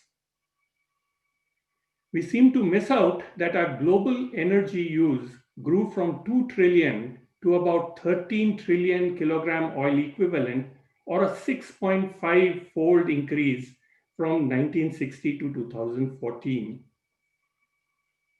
And that for every gigajoule of energy that we use, it results in extracting, using, and discarding more materials. It increases our consumerism. It allows us to go on as if nothing is wrong about the economic decisions that we make. It results in economic activities that cause the destruction of our mountains, rivers, forests faster and faster, with machines running on energy that do not fatigue or respond to the destruction that we are unleashing. And consequently, destroying biodiversity, nature's biogeochemical cycles, the climate and the weather that sustain life on Earth. We move from more energy-intensive farming, changing the economics for the farmer and consequently unleashing social consequences. We make more and more powerful machines running on energy to do everything faster, accelerating the destruction of a livable planet. In our greed to have everything now, we are killing the goose that lays the golden eggs. Notice that in just 26 years from 1990 to 2016, the forest area we have per unit of GDP dropped 7-fold. Even as we continue to use more of the planet to extract the resources that we need, we have a 7-fold less nature to absorb the consequences of our economic activity. In India, this has decreased almost 8-fold in 26 years, from a dismal 2.3 to a 0.3 square meters per Indian rupee of GDP. And while we did that, we have been busy rewarding the few who made the decisions and made the world unequal. In India, the top 10% have been rewarded with more than 65% wealth. In 2012, the bottom 50% with only 5%. And every year that they voted for the economy over the environment, the top 10% were rewarded by earning more than 55% of the national income, while the bottom 50% earned less than 5%. And they continue to make our environment less and less livable. Yet we have never asked the question, how much economic activity per square kilometer leaves the planet habitable? Did you know that India increased the GDP per square kilometer 813-fold from 12,000 Indian rupees to almost 1,000,000 Indian rupees per square kilometer from 1960 to 2018?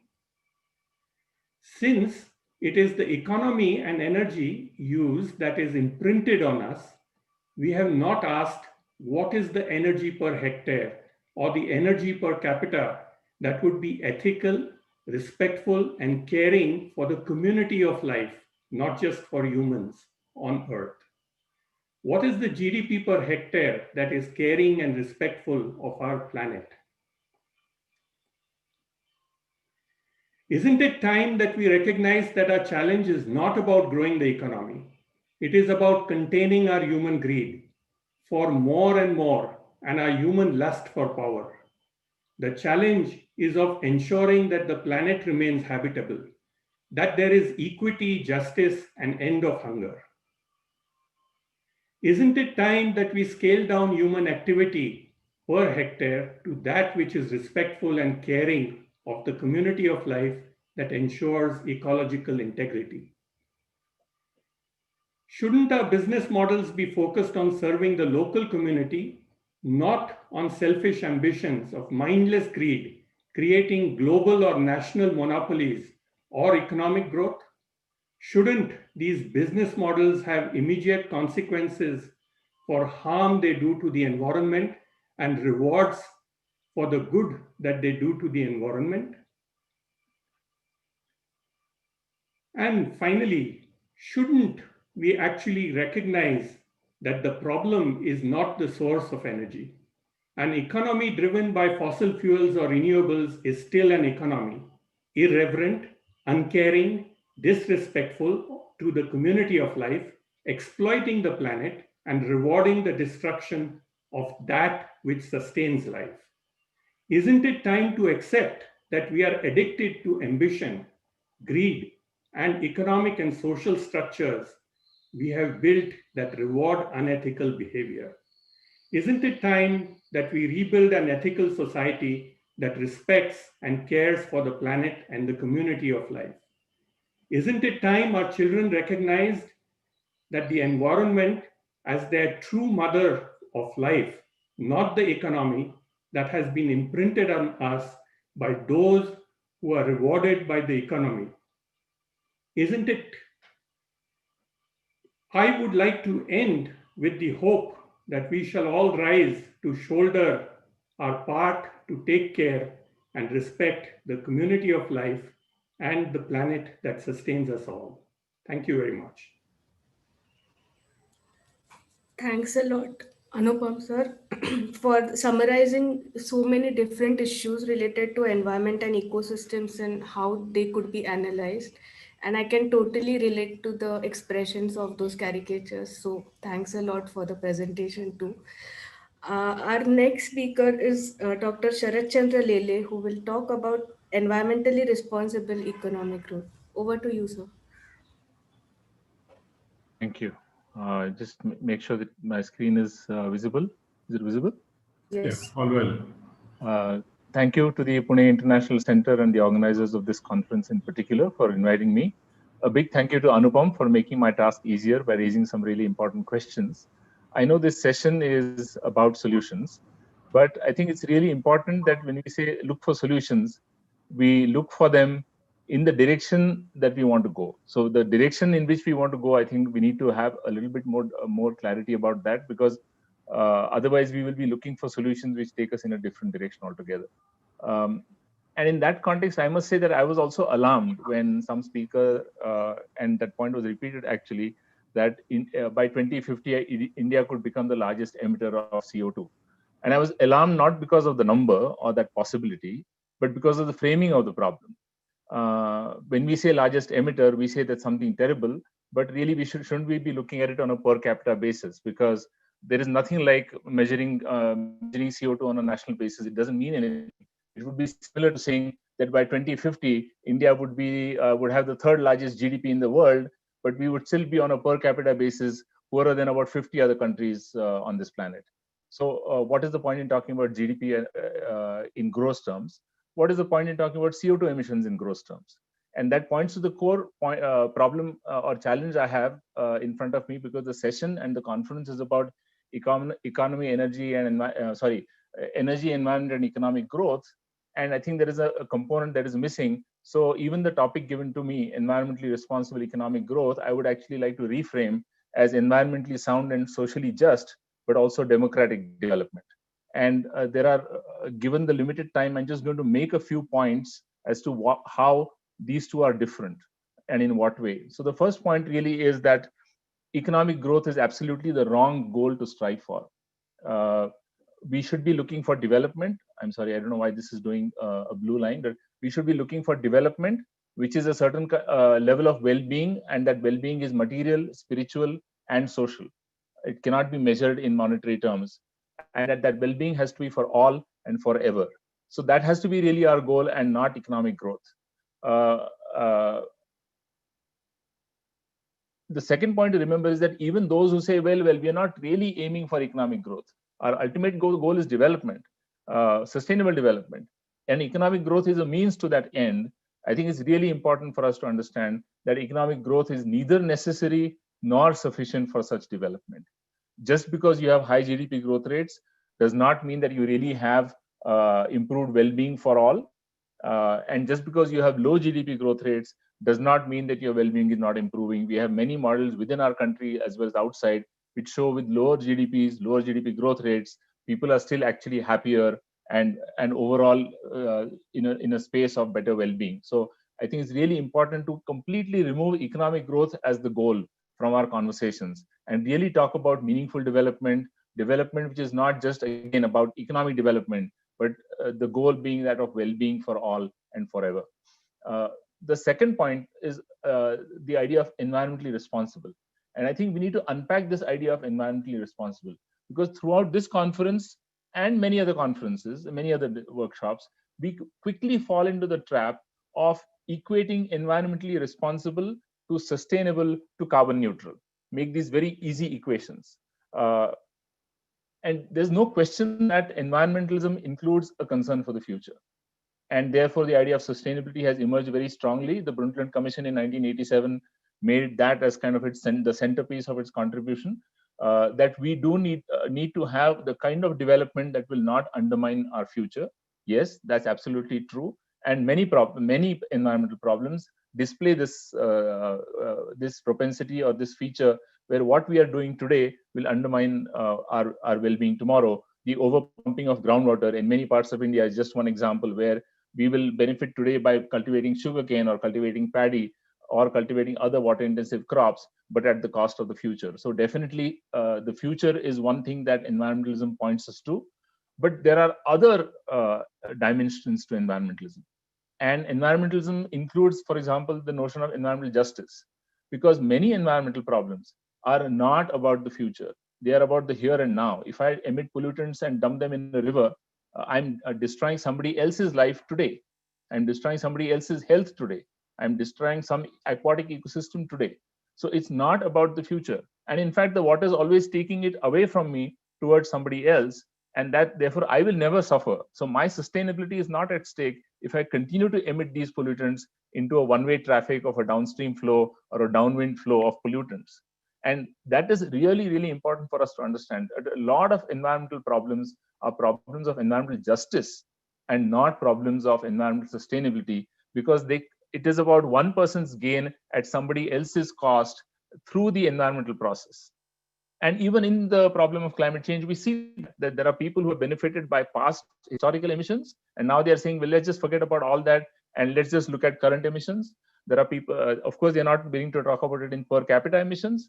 And also, we know that there are some countries which are going to suffer much more than other countries. In fact, Russia might benefit from climate change because the tundra will actually melt, and then you could have excellent agricultural and opening up of mineral resource exploitation in the tundra. So we have to really remember that all environmental problems often have a justice dimension. Many of them are only environmental justice problems, and those are about one person's actions hurting somebody else through an environmental process. And the third thing that environmentalism teaches us is about our definition of quality of life. As Anupam started off right in the beginning by saying, we are so habituated to living in an urban environment and thinking that skyscrapers is the notion of development, that we forget what environmentalism is trying to point out to us, that there is something else to quality of life, not just being able to build a bigger skyscraper or live in an air-conditioned office where we can then watch National Geographic Channel on TV.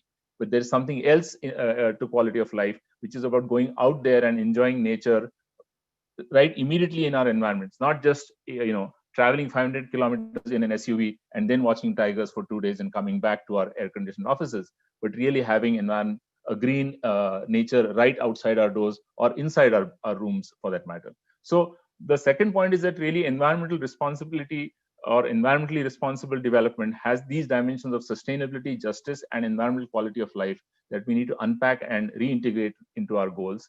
And still missing from this is the dimension of social justice, because people are not the same, people are not in the same positions of power and ability. There are huge disparities, and again, Anupam made an excellent presentation on the inequalities in Indian society today. So a 1 rupee impact on my income is not the same as a 1 rupee impact on a daily wage laborer's income. So measuring, and that's one of the problems with environmental economics, even when it tries to correct GDP, it measures the economic value of environmental impacts and subtracts that from GDP. But really, if the impacts are all on the poor, then the economic value of that environmental impact is going to be very low.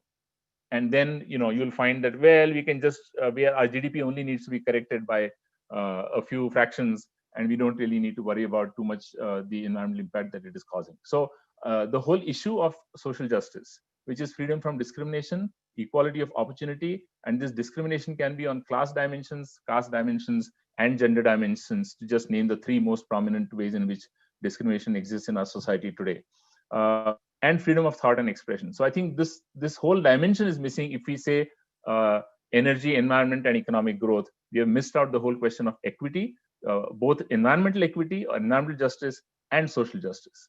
And finally, I think there is a procedural dimension here, because you and I can never fully agree on these goals. We can never fully agree on the exact definitions or the exact thresholds or the priority to give one versus the other, and so on and so forth.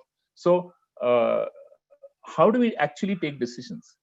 Throughout the conference, I've been hearing people say, we should do this, we should do that, we should do this, we should not do that. But the question is, who's this we? What is the process through which we actually take these decisions?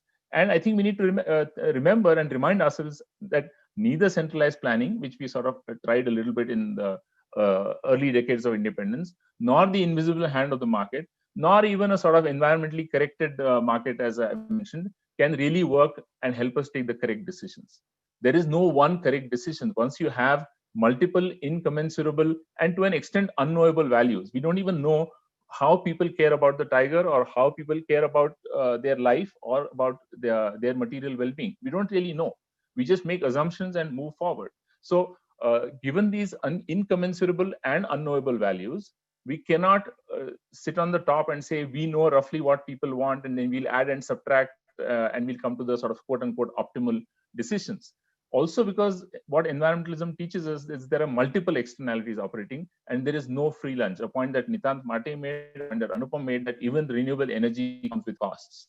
There is nothing like absolutely green renewable energy. There's nothing like a costless solution or technological solution to any environmental problem. And there is no we. I think it's really, really important for us to come back to this point of who is this we. When you say we should do this, we should do that, we care about this, but some dirty politician does not care about this. It's sort of that's really oversimplifying the problem. The fact is that my consumption often comes at somebody else's cost. If my electricity is coming from eastern Maharashtra or from Chhattisgarh, from Jharkhand, then it's the Adivasis in that region who have given up their forests for the coal mining, who have given up their land for the thermal power plant, and who are breathing all the coal dust and the emissions from the thermal power plants. And I am not affected by that that whole production process. So there is no we. If we ask them, their answers to questions of whether that plant should come up or not would be very different from my answers in terms of just looking at the cost of electricity for me. So we need to move the discourse from just talking about looking for an overlap between growth and environment, which gives us only oxymorons in the intersection, to something like maybe environment, economics, and equity, the 3 E's. And it's still only a sort of a very simplistic take on the whole problem, I would say. And maybe something slightly more complicated like material well-being, non-material quality of life, equity and justice, sustainability and resilience, but also democracy as the 5th pillar, or the 5th goal in this whole process. And I'll end with a few simple steps because I know the time given for us is very, very short. And this was a session on solutions. My first solution is look in the right direction and not look in the direction of economic growth. So stop watching that ticker tape, the ticker tape that runs under every news, in every news channel, on every TV program, and the newscaster is talking about riots in Delhi or farmers' agitation in Punjab. The ticker tape is talking about how the share market is going up and down. And I think the first thing we need to do is stop watching that ticker tape, because that ticker tape is extremely misleading. The share market does not convey anything other than a continuous opinion poll of about, a 0.25% of the high-income households who speculate in the share market. That's about all that the share market prices are telling us. So we need to stop watching that ticker tape. We should need to stop watching the ticker tape about GDP growth, and we need to really focus on actual measures of well-being, on measures of quality of life. And as I think everybody in this room belongs to sort of the middle and upper middle classes, and therefore we have already crossed a certain level of a certain threshold of minimum well-being, we need to start monitoring our own footprints, both the direct footprints and the embedded footprints. And just to give you one example, if the direct footprint of my water consumption in my house is about, let us say, 150 liters per capita per day, the indirect footprint as measured through the water consumption in growing the food that I ate and producing the industrial goods that I consume is about 1,500 to 3,000 liters per capita per day. So that's the kind of difference we need to be looking for, looking at the indirect footprints. Number three, do not believe that technology will fix everything. I know a lot of the discussion today was about renewable energy technologies, different kinds of energy technologies and other solutions. And absolutely, technology is going to be part of the solution. But if we believe that techno fixes will solve all problems, we don't need to change. We don't need to change social structures because, again, there is an assumption of a free lunch. I think we have lost the game. And therefore, because there is no free lunch and because different people are affected differently, we need to democratize in all environment and development decisions. And I'll just list out 4 or 5 steps that are very tangible in today's world. I'm not talking about sort of very esoteric stuff. So we need to sort of strengthen and regain the RTI process, which on a daily basis is being gutted by this government and by the courts by saying X and Y information will not be available. We need to strengthen the Forest Rights Act. The implementation is abysmal, and it's only through granting rights to communities to the environment in which they live that we can actually hope to have a just decision making on these things. We need to strengthen the environmental clearance process. I was on the environmental clearance committees for coal mining and thermal power, and I know how badly sabotaged that whole process is. And we really need to strengthen this environmental clearance process. We need to strengthen the forest clearance process, which has also been badly sabotaged. And we need to introduce processes where they don't exist. And I'll give you only 2 examples. One is on the water rights context, that groundwater, for example, is a free-for-all in terms of exploitation rights. And therefore, we need to start thinking about how we will talk about water rights and about the pollution control boards, how to make pollution control boards accountable, transparent, and open to scrutiny, but also with the representation of people on their governing bodies in order to actually make them do what they're supposed to do. These are one of the weakest environmental regulatory authorities in the country, but also in the world, I think, in terms of what the act says and how they function on the ground. So these are some very tangible steps that we can take, but we always need to remember where we want to go. And that's not just environment and economy, but it's really about environmentally sound, socially just, and democratic development. Thank you. Thank you, sir, for shifting the focus from growth to development and for the elaborate presentation. I will now request Dr. L.S. Shashidhara to talk on innovation and governance for a sustainable future. Thank you, sir. Thank you very much. Thanks for this opportunity. So I'm more into education and education policy. I'm actually a teacher. So what I'll do is I'll sort of bring in the component of education in this, and Dr. Lele has really very nicely articulated some of the aspects of environmental justice and equity, environmental equity, and such kind of issues. So I'm sure, I mean, I don't have to sort of go through all of these things, but the challenges that we always be talking about for the last several years, that what we are facing today and what we may face more of them tomorrow, is the unpredictability of the future. In fact, much of what we wanted to do in modern living and modern societies is about how to have a more precise prediction of the future. That much of the science was all about predicting the future and then trying to prepare ourselves for the future. And actually, it is actually having a boomerang effect because of the climate change, that future is becoming more and more uncertain and unpredictable. And in the second one, everybody was talking about there would be an epidemic or more of pandemics and kind of stuff, and we are actually going through a pandemic. And no one really, although in 2004 and 2006, very large number of articles came that there could be another pandemic like the Spanish flu 100 years ago, but no one sort of could predict that it could be as early as in 2020. Now the issue is about how to deal with these kind of situation, right? Now what is that we need to do? Because I'm supposed to sort of focus more on the governance and really dealing with these kind of issues, is centralized governance. I think that Lele has already articulated about it. It's untenable, right? In fact, as physicists say, larger the organized system, more expensive it is, more energy expensive it is, right?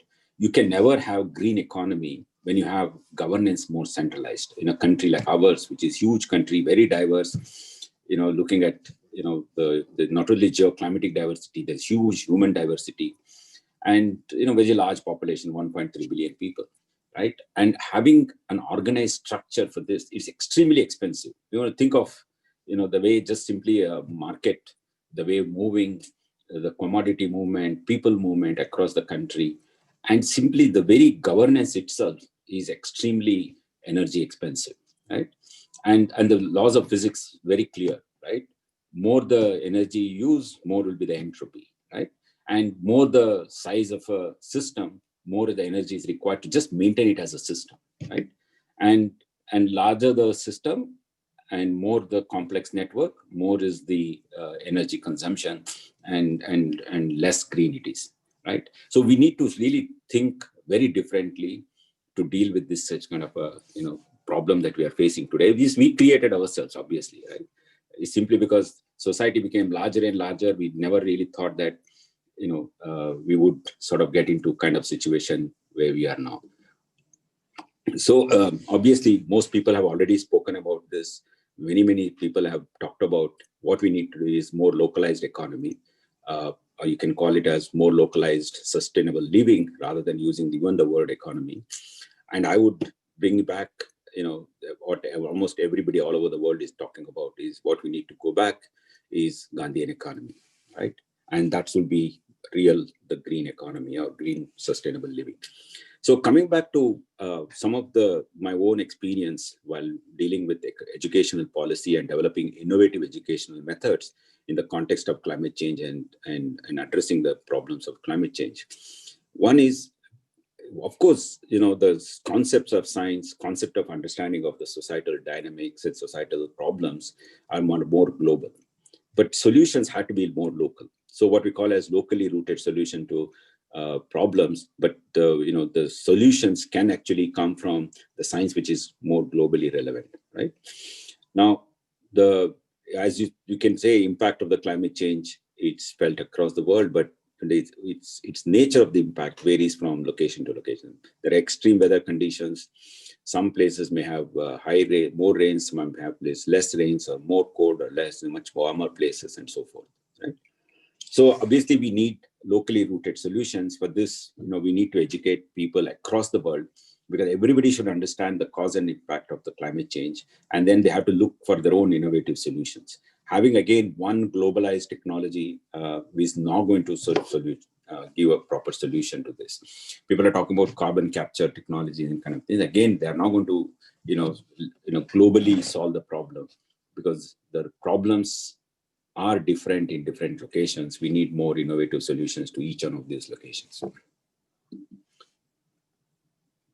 So what we need to do is, of course, democratize the knowledge. Knowledge is being generated across the world, maybe more so in some parts of the world, and compared to the other parts of the world.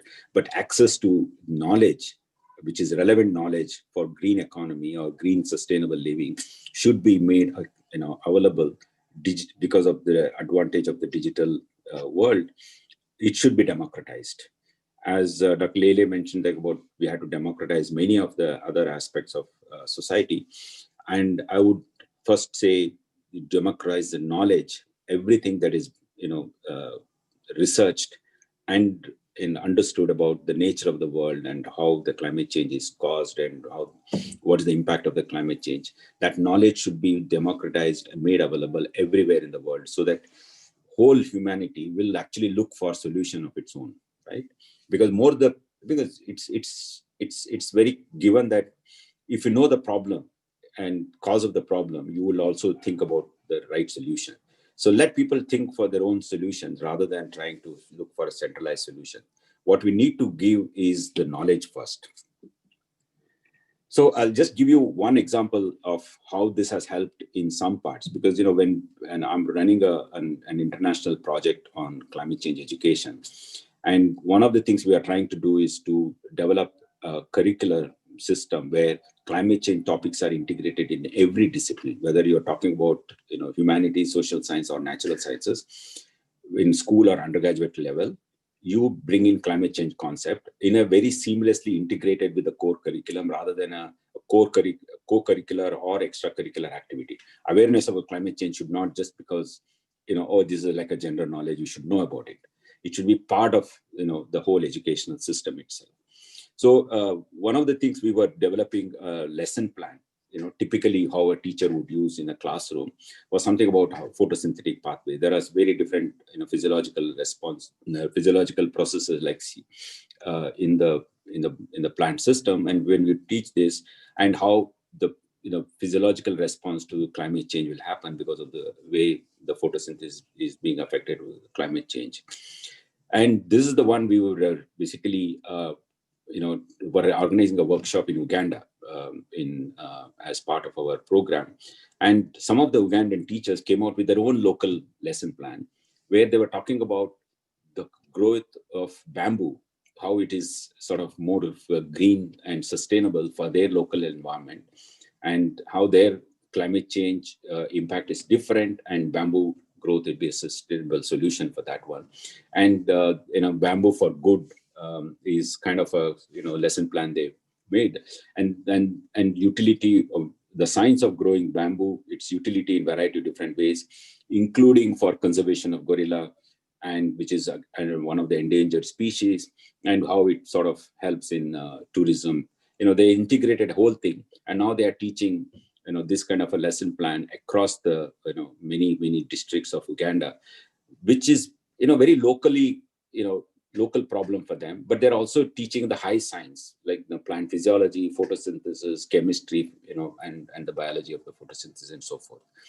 And so this is the kind of education initiative has actually helped so locally for people to understand the importance of some of the sustainable solutions.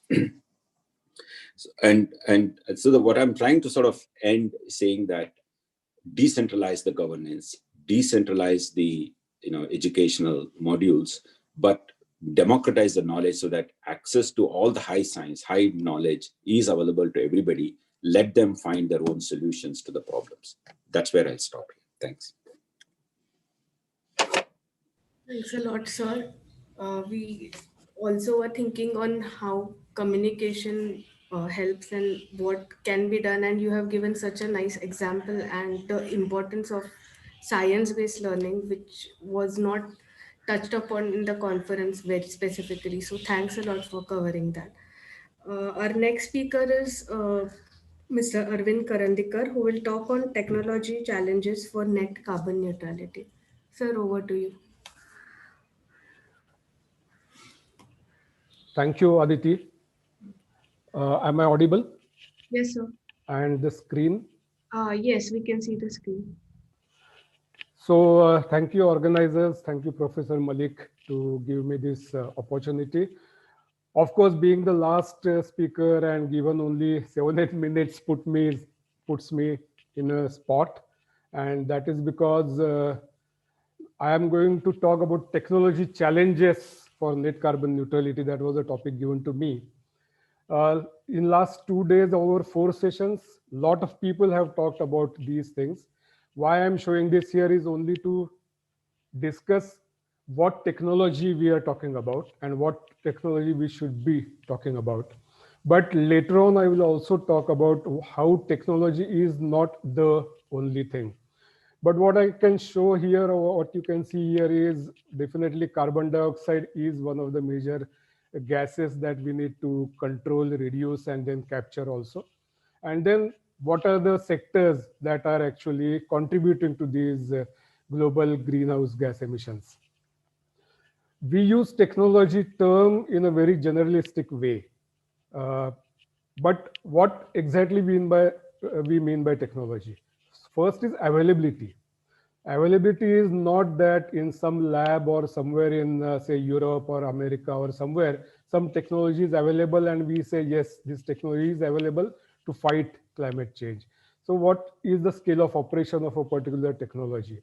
What is its appropriateness to global level, to national level, to regional level, to me as an individual? What is the appropriate technology available, whether it is available or not? And then ease of maintenance. Introducing technology is comparatively easy as compared to maintaining it, operating it for many years so that real advantage from the technology can be achieved. Then further, we talk about how the dissemination of technology happens and whether particular dissemination has really happened of a technology that we say that is available. So what is the speed? What is the procedure of lab to land or a factory to field? Is there enough human resource which is skilled enough to disseminate this technology, which we say is available for particular operation, for particular purpose? And then finally, what is the profitability of that technology to a particular region or a village or an individual, because we want to have a appropriate technology. When we want to adopt any technology, there are different barriers that we can see. First is definitely the information and knowledge that any individual who should be adopting the technology, he has information and knowledge. Ease of ownership. Yes, many people would be very passionate to do something about environment and ecology, but ease of ownership will be a major issue if we really want to adopt any technology. Access to finance. We had some good sessions about how green finance is available or not. And then access to finance is another barrier that we can see, or the factor that we should be talking about. And technology is not something that, yes, today I have a technology about a particular XYZ and that is it. Now we want to disseminate and adopt it. No, technology needs to develop continuously, and that does so. So if we really adopt anything, whether we can also keep pace with the continuous development in the technology. Finally, economics. What is the economics of a particular technology that we are talking about? Small is beautiful. Then are the technologies available are really small, really adoptable at individual and village level? What are the increasing costs that we don't many a time take into account while disseminating or adopting a technology? There is also, some people have talked about a lot of corruption, a lot of cash economy, the sustenance. So these are the things that we should be talking about. Technology, not only technology availability is not the only concern that we should have. But said that, are the technologies available? So let us see very few of the technologies where we can say, yes, technologies are available. For example, definitely our aim is to control emissions, so reduce carbon generation. Again, many people have talked about this. Renewable energy is one major example that again many people have talked. But hydrogen is upcoming technology, but there are already plants available in hydrogen generation. About vehicular emission reduction, a lot of things have happened, and we have seen that at least in few cities, few vehicles with lot of emission norms that are being developed, the emissions reduction is possible. So in this way, And there are, of course, many more. In 7-8 minutes, we cannot go over each and every technology. What I want to show here is, yes, if you want to reduce or control carbon emissions, there are technologies available. Then what about that carbon which is already in nature, in atmosphere, or the other one which will definitely be emission, which will be definitely be emitted because of lot of economic activities. So are the technologies available for removal? Some are nature based. We always say that plant more trees, afforestation, reforestation, reclaiming lands that have been degraded. Marine, there is also actually enhanced natural processes available, which have been tried and tested at few places. We cannot say globally replicable technologies, but yes, those are available. Lot of research or lot of developments are taking place in technology-based solutions. You might have heard about bioenergy with carbon capture and storage, or even direct air capture storage.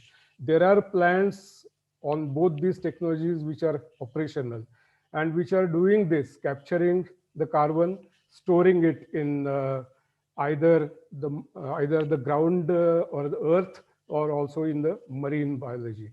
So technology availability is not a major constraint, because that was the topic I was given. What can be the major constraint? You can see here two different sets of, I would say, technologies or solutions. On left, what we can see, this is pertaining to India I am talking about. So energy efficiency, we have seen a very good drive by government. Whatever limited technology we had this energy efficiency for lighting.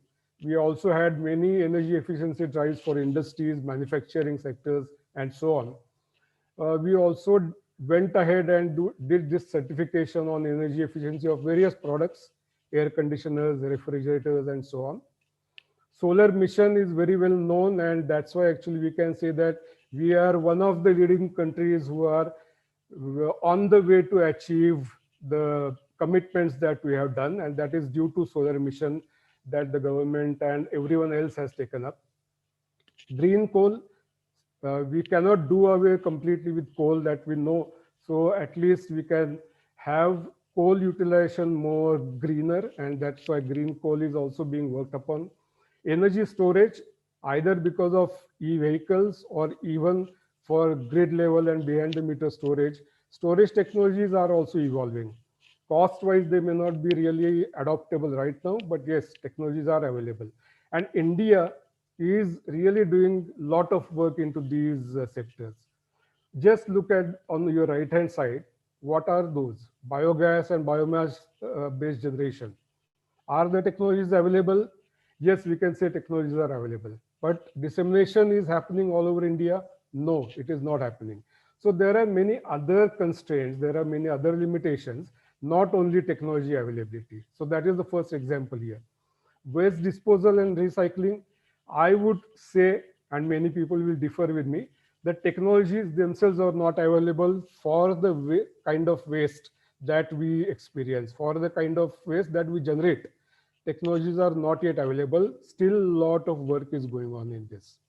Organic and natural farming, people have known about this. At least in India, there are many people who have known, tried this, but on a very large scale, it is not adoptable yet. So what I mean to say here is, when a good technology which will really help us in reducing carbon or reducing climate change, then there is not only the technology that matters. What matters? These are only few of the other factors.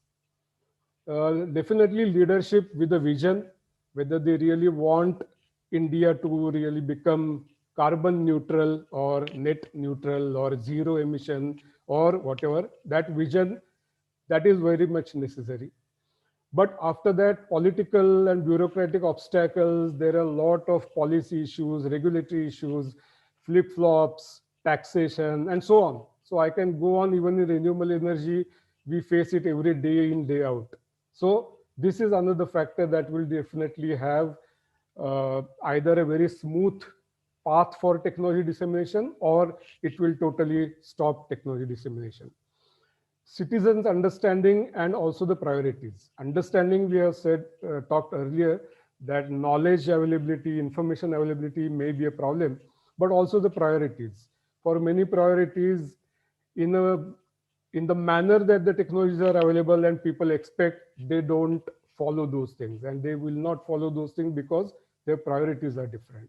Collective will, whether we really are willing to change and whether we are willing to work. That is also another important factor. Some things, policies, regulations, technologies may be available everywhere, every state, all over India, even every district. But whether as an individual, we are really, collectively I'm talking about, whether we are really willing to work and change. And that, I feel, is a very, very, very limited and pathetic situation right now, at least in India. That's what I can say. So overall, what I mean here, and in a very limited time, that technology is not the constraint, but as many people have said earlier, technology is also not the only solution. So I will stop here because I think there may be some discussion further, and back to you, Aditi. Thank you, Arvind. Aditi, we can take some questions and then allow me 5 minutes to conclude the session. Yes, sir. Prithviraj, can you ask the questions which you have compiled? And Arvind sir, thank you for the detailed account and all the practicalities and technicalities. Over to you, Prithviraj. Am I audible, Aditi? Yes. Yeah. Yes, you are. Hello to all the respected speakers. Today I represent the millennial generation, that is the people born in 2000 or after it. So my generation does not see climate change as or these solutions as a choice between to transition or not to transition. We kind of look at it as a choice between peaceful existence or a tormented existence, and the generation after me might not have this choice as well. So as Sharad Chandra sir actually pointed out about equity or justice, what about the question of intergenerational equity with regards to climate change? Because the decision makers of today are not going to be the most healthy or the most active citizens in the future. It is going to be us. But the decisions that are taken today are directly going to affect my next 50 to 60 years of my lifetime. So how to visualize intergenerational equity in decision making, and how to encourage the political will towards action on all these converging questions of climate change.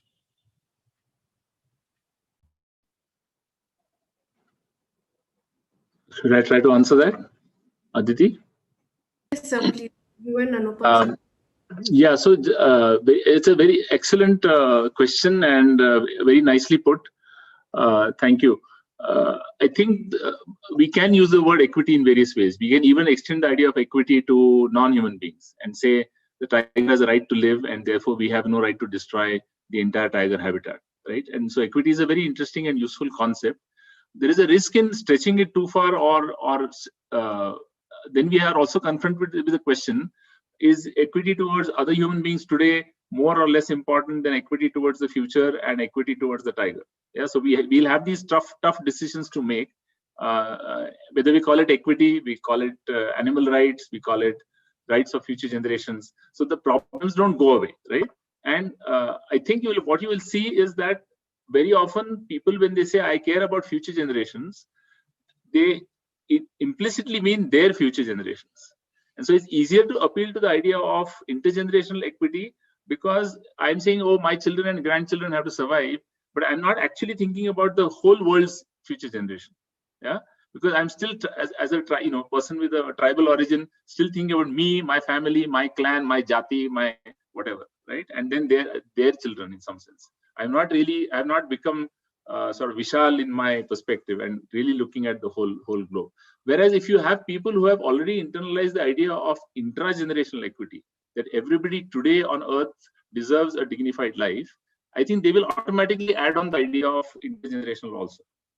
that everybody in the future also deserves a dignified life. But the reverse does not often work. That is why I would request you to start with intragenerational, to open your mind to that. I think automatically we will then become receptive to the idea of intergenerational also. Anupam sir, would you like to add something to this? Well, I think Dr. Lele has put it very well. I can perhaps only suggest that those of you who are not familiar with the Earth Charter may want to look at the Earth Charter and the 4 pillars it talks about for ethical decision making, for dealing with all the problems that we are confronted with. The 4 pillars are: first is respect and care for the community of life. The second pillar is about ecological integrity.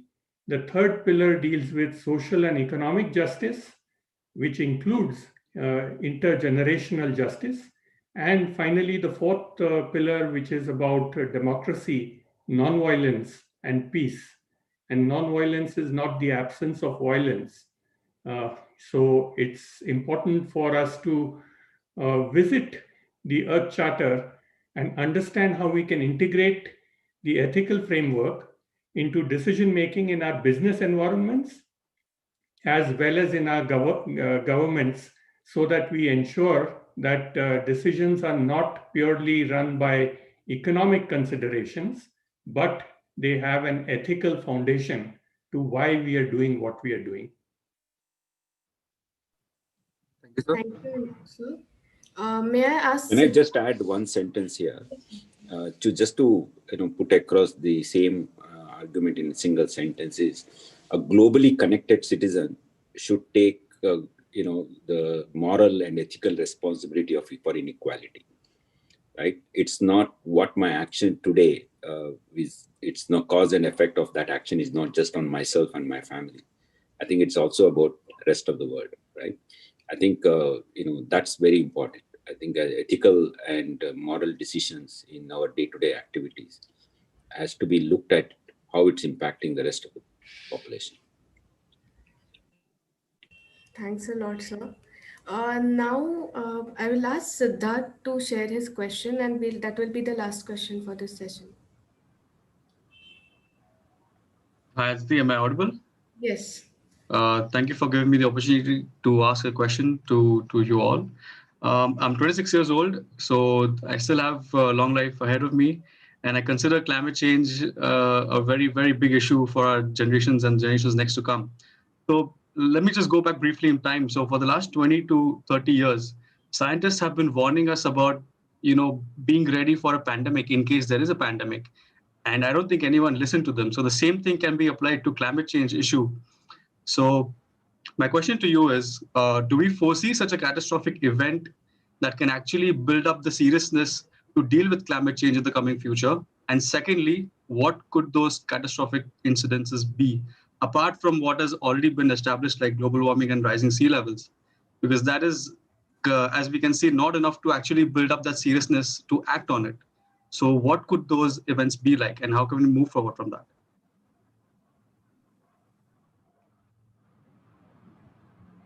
Mr. Sridhara, sir, if you could answer this. Yeah, so, unlike pandemic, which sort of, it started with, 1 or 2 people getting, infected because of the zoonosis of a virus coming from an animal, it immediately starts spreading and the whole world was in a lockdown kind of a state. But, climate change, while it is, visible, while it is, one can experience, but it is still a slow killer. We don't realize this, because many times we also get adapted and because of some resilience we have in the system as well as in our body, particularly like pollution, right? And, pollution is increasing at almost yearly level for the last 50 years in places like Delhi, right? But every year in November, we realize that it's unbearable. And then, people still live, I think what's happening is the climate change, environmental degradation, all is a slow killer. And you may not see suddenly a catastrophe saying that, the whole, one particular city is submerged overnight because of the sea water level raising and kind of stuff. But we can see that thousands and thousands of people are affected in a variety of different places. Simply because the world is large and so many people are in this world, we may not see the kind of catastrophe what we experienced in 2020 because of the pandemic. But I think that's where, our understanding of the world and inequality and the impact of the climate change, and it has to be a little bit more, it has to come from education, it has to come from understanding the problem, and you won't experience it, the way you experience the pandemic. Can I just come in response to that question as well? My take is that yes, Dr. Suchita, what you said is very right. It is not immediate effect like the pandemic, and it's slowly happening. And in fact, that is the reason why I took the bold decision to try to connect environment and economy. Because it is when the economy starts pinching, then people sit up. So we have come to a level now, and I will take this opportunity to just say a few words before concluding this session.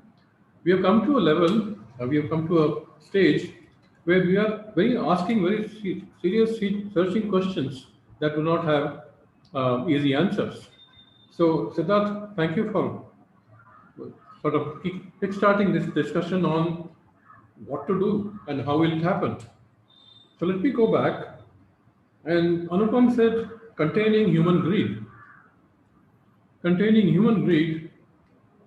Greed today is economical aspiration. How do we contain? Just now at the pandemic, we found that when the threat to life came, life and livelihood came, everybody forgot about economics. It is that kind of a situation that can drive the whole issue. But again, unless there is a huge global calamity due to climate change or environmental degradation, that may not happen. Sarachandra Rege said, who is we? Well, it's difficult to answer, and yet there can be an answer that we consist of three components. We is, to begin with, of course, as individuals, groups, and households, and so on and so forth. What we can do is what we are really meaning we. Some bit we can do, some bit we can hope to influence. Influence who? Influence the government, that's second entity. So we means we, the people, we means the government, and if at all is a third sector that can really make a difference, it is the industry, commercial entities and the industry. So I would say that the answer to who is we is a very complex one. In a very simplified form, it could be just these three components. And of course, like Dr. Shashira said, education is crucial, but then education has to be focused on what really matters.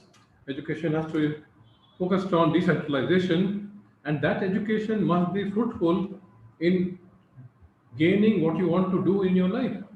So climate jobs, are they on top? Are they on top? Not yet, but maybe someday.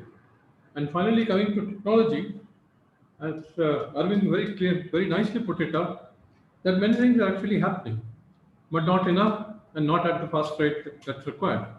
Why? Again, because there is no demand from the people. Policies change when people insist that the policy must change. When the people's voice gets real loud and clear, then politicians and policymakers also sit up knowing that there is no way out. It is this kind of thing that will happening. But the other aspect of technology, and again, Arvind Karandikar put it very nicely, there is a kind of a wishful thinking that technology will solve everything. Technology cannot solve everything. Technology is a tool. Who operates the tool? Who controls the tool? It's a human being. So it again comes back to the whole thing, what Anupam said, can we contain human greed? So I don't know we have that answer. The objective of this conference was a very daring step by me and my colleagues and my seniors in PIC, who thought it is worth getting into this kind of dialogue, because somebody has to start this dialogue, something will come out, and yes, of course, we will produce a comprehensive conference proceedings, and we'll share it with you all. But this is not the end, this is the start. We are actually starting a new dialogue. We are actually trying to address many issues that have not been addressed in the context that we are doing. And of course, there is a last caveat that we have said in the Indian context. We know that we cannot change the global climate change, but we also know that we can make a big difference. So it is in that kind of a scenario that we have planned this conference together. I must confess, if there is anyone to be blamed for the wrong choice of topics or people or whatever you want to call it, you'll have to blame me. But I'm happy that we did that, and I think there's a lot of good sense has come out of it, a lot of good understanding has come out of it, and that has been the main plus side.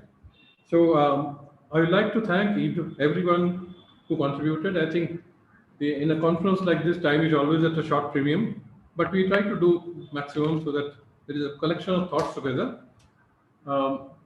Thank you to all speakers of this session, the fourth session, and thank you to the questions that have come up. I was watching the chat screen. On that, many questions came up, and many people have answered that. I think that's a major plus that happens in a Zoom medium like this, online medium like this. So I'll sign off now as far as this session is concerned. Aditi, do you want to close this?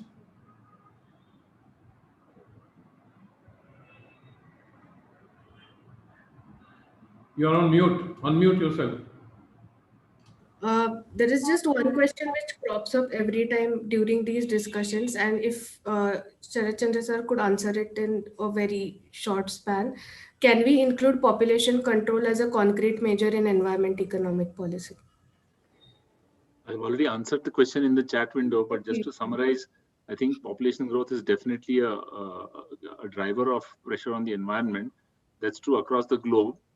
Developed countries solve the problem through over 150 year period, mostly by externalizing population onto other continents and then rapidly improving their material well-being at the cost of the environment.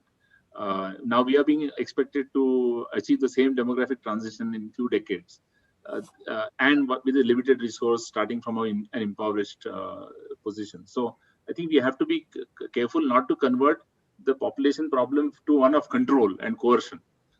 And more about making the demographic transition possible. And there are enough states now in India which have already made that transition. There's good evidence that it is not about economic growth, but about bottom-up development and women's empowerment.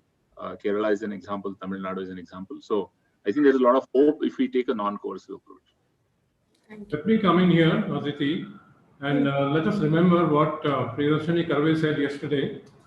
She said sustainability and population growth will adjust by themselves. She said, if you keep on going like this, maybe our population will go down, and then it will automatically, the sustainability will emerge. In a lighter sense, well, that may be the answer that we don't want to hear, but that may be the answer that we may have to tolerate. So, okay, Aditi. Yes, sir. So I thank all the speakers in the panel discussion for such a varied topics and so much insightful talks and discussion. We will now move to the next segment of the conference, which is the special address by our Pune's very own advocate Vandana Chavan, Honorable MP Rajya Sabha. She is known for especially bringing up issues like air pollution, climate change resilience, and urban forests in Rajya Sabha. She is also actively involved in many environmental initiatives and has been instrumental in realizing them. We are lucky that you could join us today, ma'am, and I request you to deliver your special address on climate economic challenges for India. Thank you. May I come in here and extend a warm welcome to Vandana ji. We are all very encouraged that you are taking so much interest. Ultimately, we have to reach out to political leadership to make the changes that we are talking about. So we all look forward to your address. Most welcome. Please go ahead, ma'am. Thank you, Amitabh ji. I hope I'm audible. So at the outset, let me congratulate PIC and Climate Collective for organizing this conference, the dialogue on energy, environment, and economy, an extremely important issue of our generation and the future generations. Amitabh Malik ji, I've seen the passion with which you have been driving this issue, I'm not surprised that you have got such an distinguished panel of experts in the over the last 2 days, yesterday and today. I would like to thank you at this juncture for making me a part of this 2-day very, very important deliberation. I'm sure a lot of the speakers must have mentioned this even at the inauguration. There must have been mentioned that we are all concerned about the melting of ice sheets, the sea level rise, the extreme weather conditions due to the change in global weather patterns, the floods, the droughts, the cyclones, the acidification and oxygen depletions that seriously impact ocean life, extinction of species, disease, food and water shortages are all happening at a pace faster than scientists and experts ever predicted. The phenomena of climate change is happening and impacting in less or more form all over the world. As far as India is concerned, we rank 5th in the Global Climate Risk Index 2020. Its geographical position and varied landforms positions us amongst the most vulnerable countries to climate change. Sadly, India incurs tremendous revenue losses due to climate events. According to the United Nations Disaster Risk Reduction Global Assessment Report, in 2015, India incurred an average annual loss of approximately 9.8 billion US dollars per year due to varying disasters. Of this, an annual loss of 7.4 billion US dollars every year due to floods alone. Based on the IPCC 2018 report also, it is estimated that if trends in climate change and land holdings in India continue at the current pace, some 600 million people, which is roughly half the population of India, may directly and indirectly be impacted due to climate change conditions. We have to realize that climate change is no more an environmental concern. It is a social, economic, and developmental concern. And most of all, it is an existential concern for several people and the population of different countries who are vulnerable. In spite of understanding the multifaceted implications and impacts of climate change and the struggle of countries to strike a balance between environment and economy, the question is, have we done enough? Are we doing enough? As a global community, we have come together on several occasions, and I feel proud to say that India has been a very active participant at the international forums. In 1972, the United Nations for the first time convened a conference at Stockholm to discuss issues pertaining to pollution, depleting natural resources, economic development, environment, and sustainable development. 20 years later, in 1992, the world community once again met at Rio, and on several later occasions, all these marked landmark decisions and declarations for recognition of the problem and to commit to a common responsibility to address this. In 2000, the Millennium Summit established the 8 Millennium Development Goals, the MDGs as we call them, on developmental issues arising out of inequities, touching lives of people who are deprived and vulnerable. In 2015, the MDG agenda was renewed by adopting the Agenda 2030 with its 17 sustainable goals, resulting in widening of areas for action.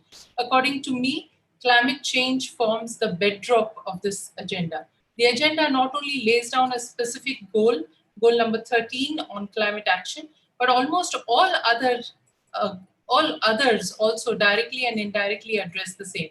To mention a few, Goal 6, clean water and sanitation. Goal 7, affordable and clean energy. Goal 11, sustainable cities and communities. Goal 12, responsible consumption and production. Goal 14, life below water. Goal 15, life on land, and the list can go on.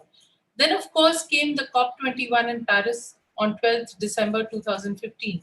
Parties to the UNFCCC reached a landmark agreement to combat climate change and to accelerate and intensify the action and investments needed for sustainable low-carbon future. The central aim of the Paris Agreement was to strengthen the global response to the threat of climate change by keeping global temperature rise this century well below 2 degrees Celsius, above pre-industrial levels, and to pursue efforts to limit the temperature increase even further to 1.5 degrees Celsius. India's response to all these international conventions has been extremely positive, quick, and encouraging. Just to give a few points, during the tenure of Mrs. Gandhi as the Prime Minister, our country witnessed certain important constitutional amendments. I won't go into the details, and legislations concerning environment. During the tenure of Mr. Rajiv Gandhi as the Prime Minister, we saw the devolution of power to the local self-governments. To administer effectively at local government, the 73rd and 74th amendments to the Constitution were introduced, promoting, in a sense, Agenda 21, which was declared in the Rio Conference, which says, think globally, act locally. As Prime Minister, Dr. Manmohan Singh Ji put in the formation of the National Action Plan on Climate Change with its 8 missions, making us the first ever country in the world to take such an initiative. And now presently, the leadership role taken by Shri Narendra Modi at the COP21 in Paris and the aggressive follow-up and action on adding renewable energy, which is the most imperative transition to the energy basket of our country. In spite of all this, the question that comes to our minds is, are we doing enough? And the answer most certainly is in the negative. Are we really serious about the green or sustainable pathway that we talk about? The recent uproar over the EI notification 2020, the distribution of coal blocks, the environmental clearances being given left, right, and center make us doubt whether we really walk the talk. A lot more remains still to be done. Post-COVID-19, as routines start to unlock, normalcy slowly resumes, and countries move towards rebuilding their economies, a huge window of opportunity has opened up to work out recovery plans that can shape the 21st century economy in ways that are clean, green, healthy, safe, and more resilient. The slow and steady unlocking of the COVID-19 crisis is an unprecedented opportunity for a profound systemic shift to a more sustainable economy that works for both people and the planet. Problems, considering that electricity contributes 33%, industry 24%, agriculture 18%, transport 10%, and building construction, etc., another 10% of the total carbon emission. Further considering that agriculture is badly hit due to idiosyncrasies of nature, cities are becoming heat islands and guzzlers of energy, producers of enormous waste, air pollution now becoming a norm in every city, affecting health, carelessness impacting biodiversity, and further considering what has been said today, that we will be the largest emitter in 2050, we certainly have a lot on our hands. I have worked with the city government for 15 years, and if I may say so, it has been, or it is even now, chaotic to say the least. Nobody knows what's happening. Nobody knows how to address issues which will impact climate, which will impact the development of cities in future. And to make us wonder, where do we actually start? The one vertical which seems to be playing a proactive role is the business and industry. Apart from initiatives of the government at all levels, business and industry seems to be playing a significant role to significantly reduce emissions. Of course, I need not say a lot more needs to be done in that direction. But I would like to mention because it's nice to talk about some positive things also. So I would like to mention 2 very interesting observations on corporate engagement in addressing issues of emission reduction and conservation, which I came across when I was reading some articles. In 2009, when MIT Sloan Management Review first surveyed businesses about sustainability efforts, it found most doing only what is necessary to meet regulatory requirements. 5 years later, the survey had a different story. Nearly 2/3 of companies said sustainability was the top of their agendas, which fewer than half had said earlier. What changed? The CEO's sense of green initiatives' worth. According to Patricia and Jack Phillips, authors of the Green Scorecard, today most, if not all, businesses recognize that climate change is a problem. And they write that smart companies use their environmental strategies to build competitive advantage. Another interesting observation is that of the Intel Corporation. Intel instituted annual Environmental Excellence Awards, whereby the company gives recognition to those who had implemented innovative and effective projects. In 2017, such projects accounted for a reduction of 21,000 million tons carbon dioxide equivalent, conservation of 183 million gallons of water, 120 tons of waste reduction, and energy savings of nearly 60 million kilowatt hour. So this is something which is possible if a proactive role has to be played. Besides these, there is another heartening observation, and that is that 50% of top 30 international industries listed in Dow Jones are planning to use or already using 100% renewable energy. To my mind, it came that which were these companies? Were there any Indian companies? So the good story, again, the good news was that India, in a survey undertaken by Carbon Disclosure Project in 2019 of countries committed to science-based targets, India ranked 5th, and that's not bad. However, the same report also stated by not measuring and reporting forest-related risk and opportunities, Indian companies might be at a competitive disadvantage in the global market and will face adverse effects if deforestation and climate change is not on their supply chain.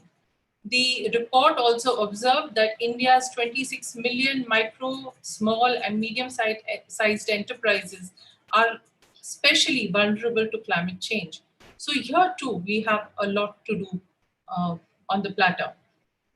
Post-COVID-19, as we build our economies, out of the many steps of precautions that we must take, I would like to touch upon 5. Not that they are the top 5, but they are around myths which exist amongst businesses and especially the governments.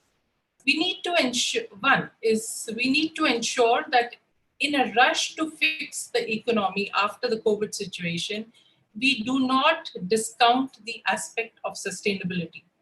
And here I would like to quote the Israeli historian and celebrated author, Yuval Noah Harari, who writes, "The decisions people and governments take in the next few weeks will probably shape the world for the years to come." We need to work towards doing away with the myths that addressing environmental concerns would cause loss in profits. And the cases which I cited earlier go to show the contrary. Point number 2, governments need to push and encourage aspect of sustainability without fearing that the GDP would get affected. Since 2000, some environmentally conscious nations started working on reducing their carbon footprint. More than 20 countries have proved that reducing carbon dioxide emissions did not reduce their GDP. Instead, considerably increased it. And I would like to, out of the list of 21, I would like to point out some of the countries. Bulgaria, they brought down their carbon emission by 5%, so minus 5%, and the change in GDP was plus 62%. It was Hungary, minus 24% as far as carbon emission reduction, and change in GDP was plus 29%. Then Romania, minus 22%, change in GDP plus 65%. Slovakia, minus 22% of reduction in carbon dioxide emission, change in GDP 65%, sorry, 75%. Ukraine, minus 29% carbon dioxide in GDP plus 49%. These are the smaller countries. But even there are countries like Germany, USA, UK, which also find their place in this entire list. The third point I would like to come to is we have to understand that environment and economy should be considered as two sides of the same coin, and they have to go hand in hand. It is a fact that economic activity threatens the environment and the situation is worsening. We have witnessed it over the years. But we have to realize that we have reached a stage where we are in a state of planetary emergency. If we have to survive as a race and ensure a healthy future for our children, we will have to adopt sustainable developmental patterns. Taking note of the fact that the youth of several countries, including ours, have started questioning governments over environmental concerns, this is a lesson to the government, businesses, and individuals with heavy carbon footprints to realize enough is enough. The point which I would like to make next is my fourth point, where we need to rethink as to what exactly do we mean by economic growth. We have several economists on the panel, and I'm sorry, I mean, I'm not an economist anywhere close to that. So this is a layman's expression, but it has been very beautifully, it has beautifully come out in some of your speeches during the day.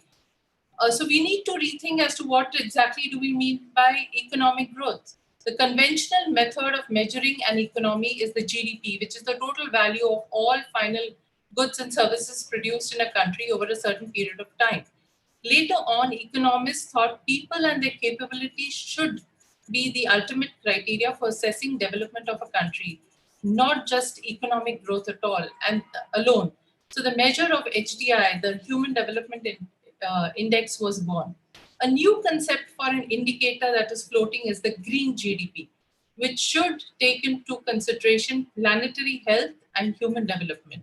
And the last point which I want to make is the fifth point: we need to revisit our costing system. I think Dr. Lely did mention this in a very, very wonderful way. One that would help promote environment and at the same time encourage non-polluting technological interventions wherever possible. We need to make a conscious effort to move away from the present costing system and make sure that we actually include all environmental costs in the goods which are hidden, which have a footprint but are not taken into account. This has to be accounted in the goods and services that we use. We need to encourage the production and consumption of technologies which do not damage the environment. This could be also a strong case to subsidize the development of technological alternatives in order to speed up the process and make it more attractive. And in conclusion, I wish to end with two quotes. One is by Thomas Friedman in his book, Hot, Flat, and Crowded, which really makes us raise our antennas. He says, imagine a world without forest. Imagine a world without corals. Imagine a world without fish. Imagine a world where rivers flow only in rainy season. Not only is that possible in more and more places, it is possible in our lifetime. If we don't develop a system for preservation of biodiversity and natural resources. And that is, I think, the message that each one of us have to take back. And secondly, United Nations Secretary General Antonio Guterres, who warned that a point of no return on climate change is in sight and hurtling towards us. And therefore, my question, as I had put it, was what are we waiting for? But I'm not going to say what are we waiting for. Each one of us on this planet Earth has to become aware of climate change and start asking this question, what am I waiting for? Taking a cue from the speakers who have spoken in the earlier session. Thank you very much, Amitabhji, for giving me an opportunity to share some of my thoughts here. Thank you very much. Thank you, Vandana. Wonderful having you talking to us about your experience, about your understanding. I think this has been a very, very appropriate finale to this whole conference. I will take this opportunity now to say a few things, say a few words in summary, to highlight what we have gone through, what we have experienced in the last 2 years, last 2 days. And after that, I will request our Vice President, Dr. Vijay Kelkar, to say a concluding remarks.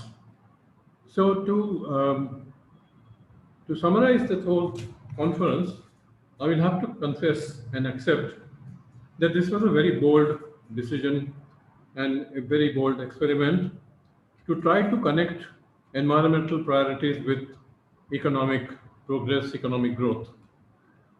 After being a defense scientist for many years, I have got now converted into an environmentalist, and therefore I can understand the agitation of the environmentalists that perhaps this conference did not talk about biodiversity, it did not talk about the typical things that environmentalists speak. But again, I apologize and say that the whole focus was to identify how we can connect the environmental priority with economic priority, which unfortunately continues to be the people's priority, the politicians' priority, and the world's priority. Very recent, just now in the previous section, Sharachandra later said, we must stop watching the ticker tape. He pointed out that whatever goes on in the media, TV, etc., there is always a sensitivity about the economic measure, going up, going down, what is it? And that seems to drive our whole life. So I thought, why not we also kind of try to latch in to that kind of a sensitivity where the environmental priority, environmental degradation, the hardship that human beings will have to tolerate in the future also gets linked to that ticker tape.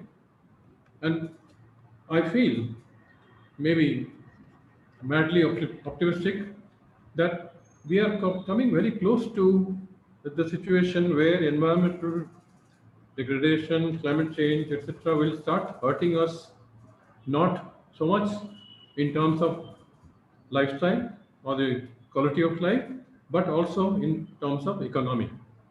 And when the shoe pinches there, I hope people will understand that the symptoms are going to get much worse unless we do some reform, reset, and so on and so forth.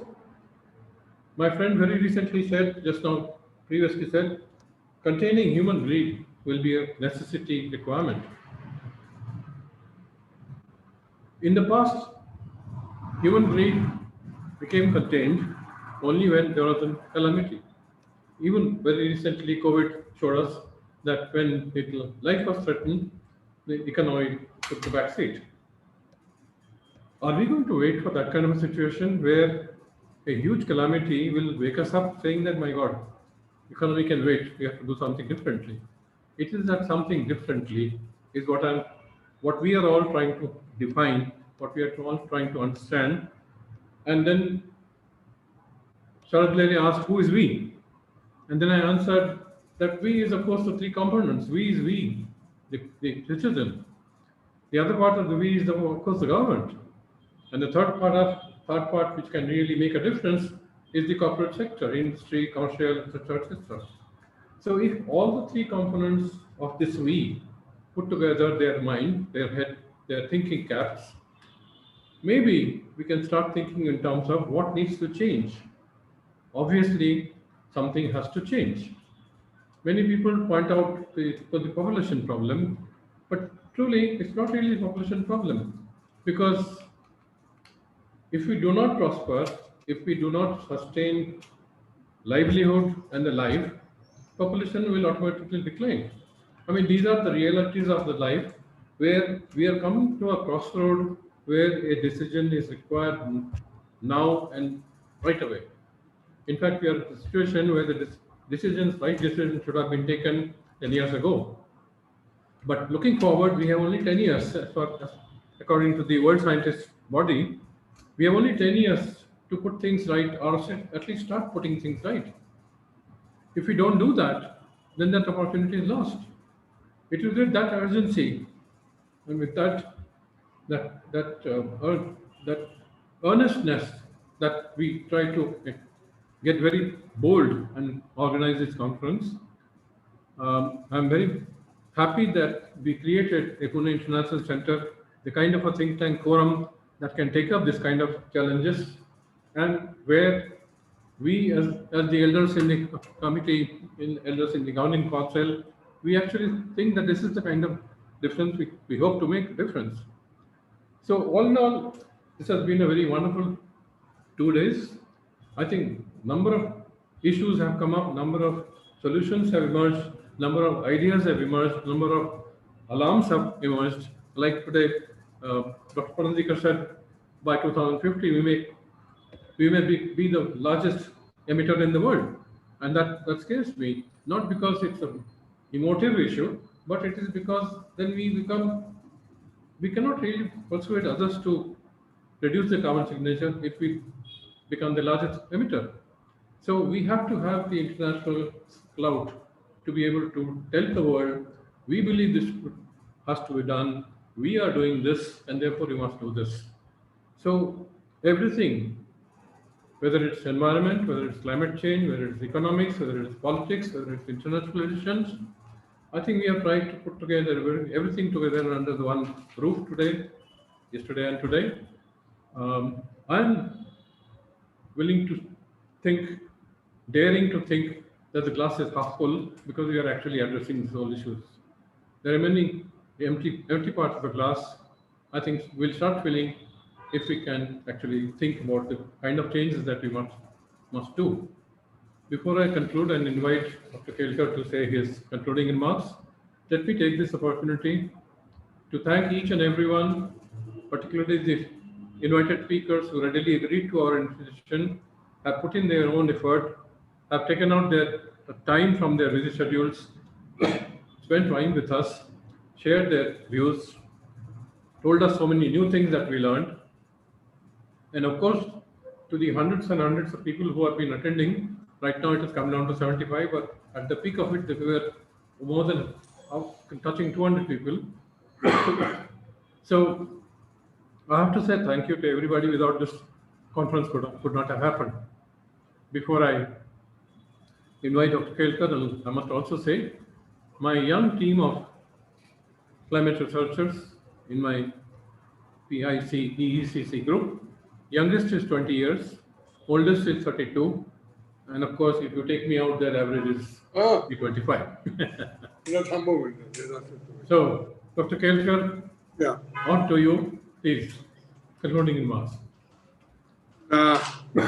Honorable Vandana ji, my distinguished colleague, Professor Amitabh Malik, and friends. Last 2 days has been a great learning 48 hours for me. I learned a lot from our distinguished speakers and also from very, very eloquent remarks of Honorable Vandana ji, our dear Member of Parliament of Pune. I've been sort of thinking, what does it mean to me, and what does it mean? How do I start looking at this problem? And it seems to me that we have two challenges. One, decarbonization, and second is poverty removal.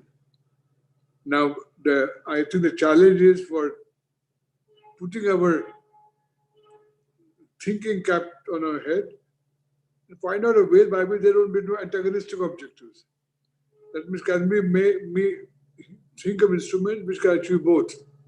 Not only we help to decarbonize, but also at the same time make a frontal attack on poverty and hunger. And that's where I think the real challenge is going to lie in terms of thinking creatively. It seems that one obvious instrument comes to my mind, and looking at the historical experience and what's happening, even contemporary success stories. Just now, Honorable Member of Parliament mentioned 4 or 5 very successful case examples of the European countries. And it struck me that all these 3-4 countries have one thing in common. that they have become a part of the large common market and become far more open economies. I mean, they started trading. Instead of they change their trade policy and become much more open for world trade, and that allows you to meet both the objectives. I think something in India also we had to do that. We had to be far more open to the world trade. I think this present trend of protectionism is not a way of meeting these objectives. We have to be far more open because that's the only thing we're going to get access to the world and also give to the world what we have best. So another point I think is that the point was made by another speaker and it struck me. The real problem, challenge for India is our rich, or what we call the haves. I think our haves in India will have to change a lot. It's really, poor are already facing all these constraints. There's nothing new for them. But it's caused by the haves, and I think haves have to really bite the bullet, confront themselves their own conscience, that they're the part of the problem today, they have to become part of the solution. And one thing I think PIC will have in terms of work program for next 3 years, Professor Malik, to think how we can persuade haves to become a solution rather than a problem in this India's challenge.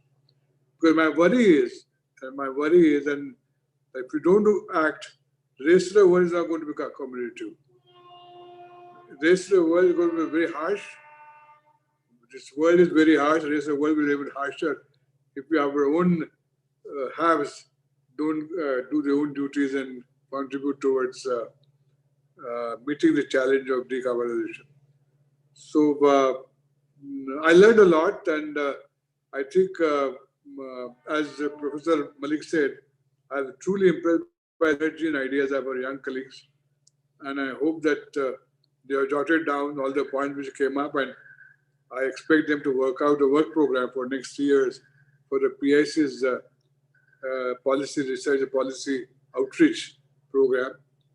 And that, of course, we will be discussing in the coming weeks how we to go about it. So once again, I want to thank Vandana ji for her very eloquent summing up and very thoughtful lecture, and Professor Malik for taking up this challenge of organizing this, because when he first mentioned that to me several months ago, frankly, I was somewhat skeptical whether we have ability within the PIC to do this. But he has pulled it off by mobilizing best possible intellectual resources all over India, even abroad also. So, Professor Malik, warm thanks to you and warm congratulations. And also warm congratulations to all your colleagues who worked very, very hard on this project. So, I now want to conclude this conference formally, and I want to thank by thanking again one and everyone who participated in this yajna. Thank you. Thanks a lot, Dr. Kelkar. We are happy that to have listened and been able to understand such a vast array of ideas and research in just 2 days' time. I thank Dr. Rajiv Kumar and Advocate Vandana Chauhan for their insightful addresses. I thank our speakers, Dr. Chirag Dara, Dr. Ramprasad Sengupta, Dr. Gurudas Nulkar, Dr. Ashok Khosla, Dr. Deepak Dasgupta, Dr. Peter Heck, Dr. Priyadarshini Karve, Dr. Rahul Pai Panandikar, Mr. Ajit Kapadia, Dr. Saund Ray, Dr. Nitant Mate, Dr. Anupam Saraf, Dr. Sharat Chandra Lele, Dr. L.S. Shashidhara, and Mr. Arvind Karandikar for their wonderful sessions. We are grateful to Ecological Society Pune and Indian Network on Ethics and Climate Change INEC for all the cooperation. We thank PIC President, Vice President, Director, Associate Director, and all the PIC staff for the incessant support and help. We thank everyone who has indirectly or directly helped in organizing this conference. Our team is grateful to Professor Malik for giving us this opportunity to be a part of the conference. And thanks to all the audience and the participants for joining us and for the interactive chat room. And we hope to stay connected for climate action. Thank you. We can close this conference for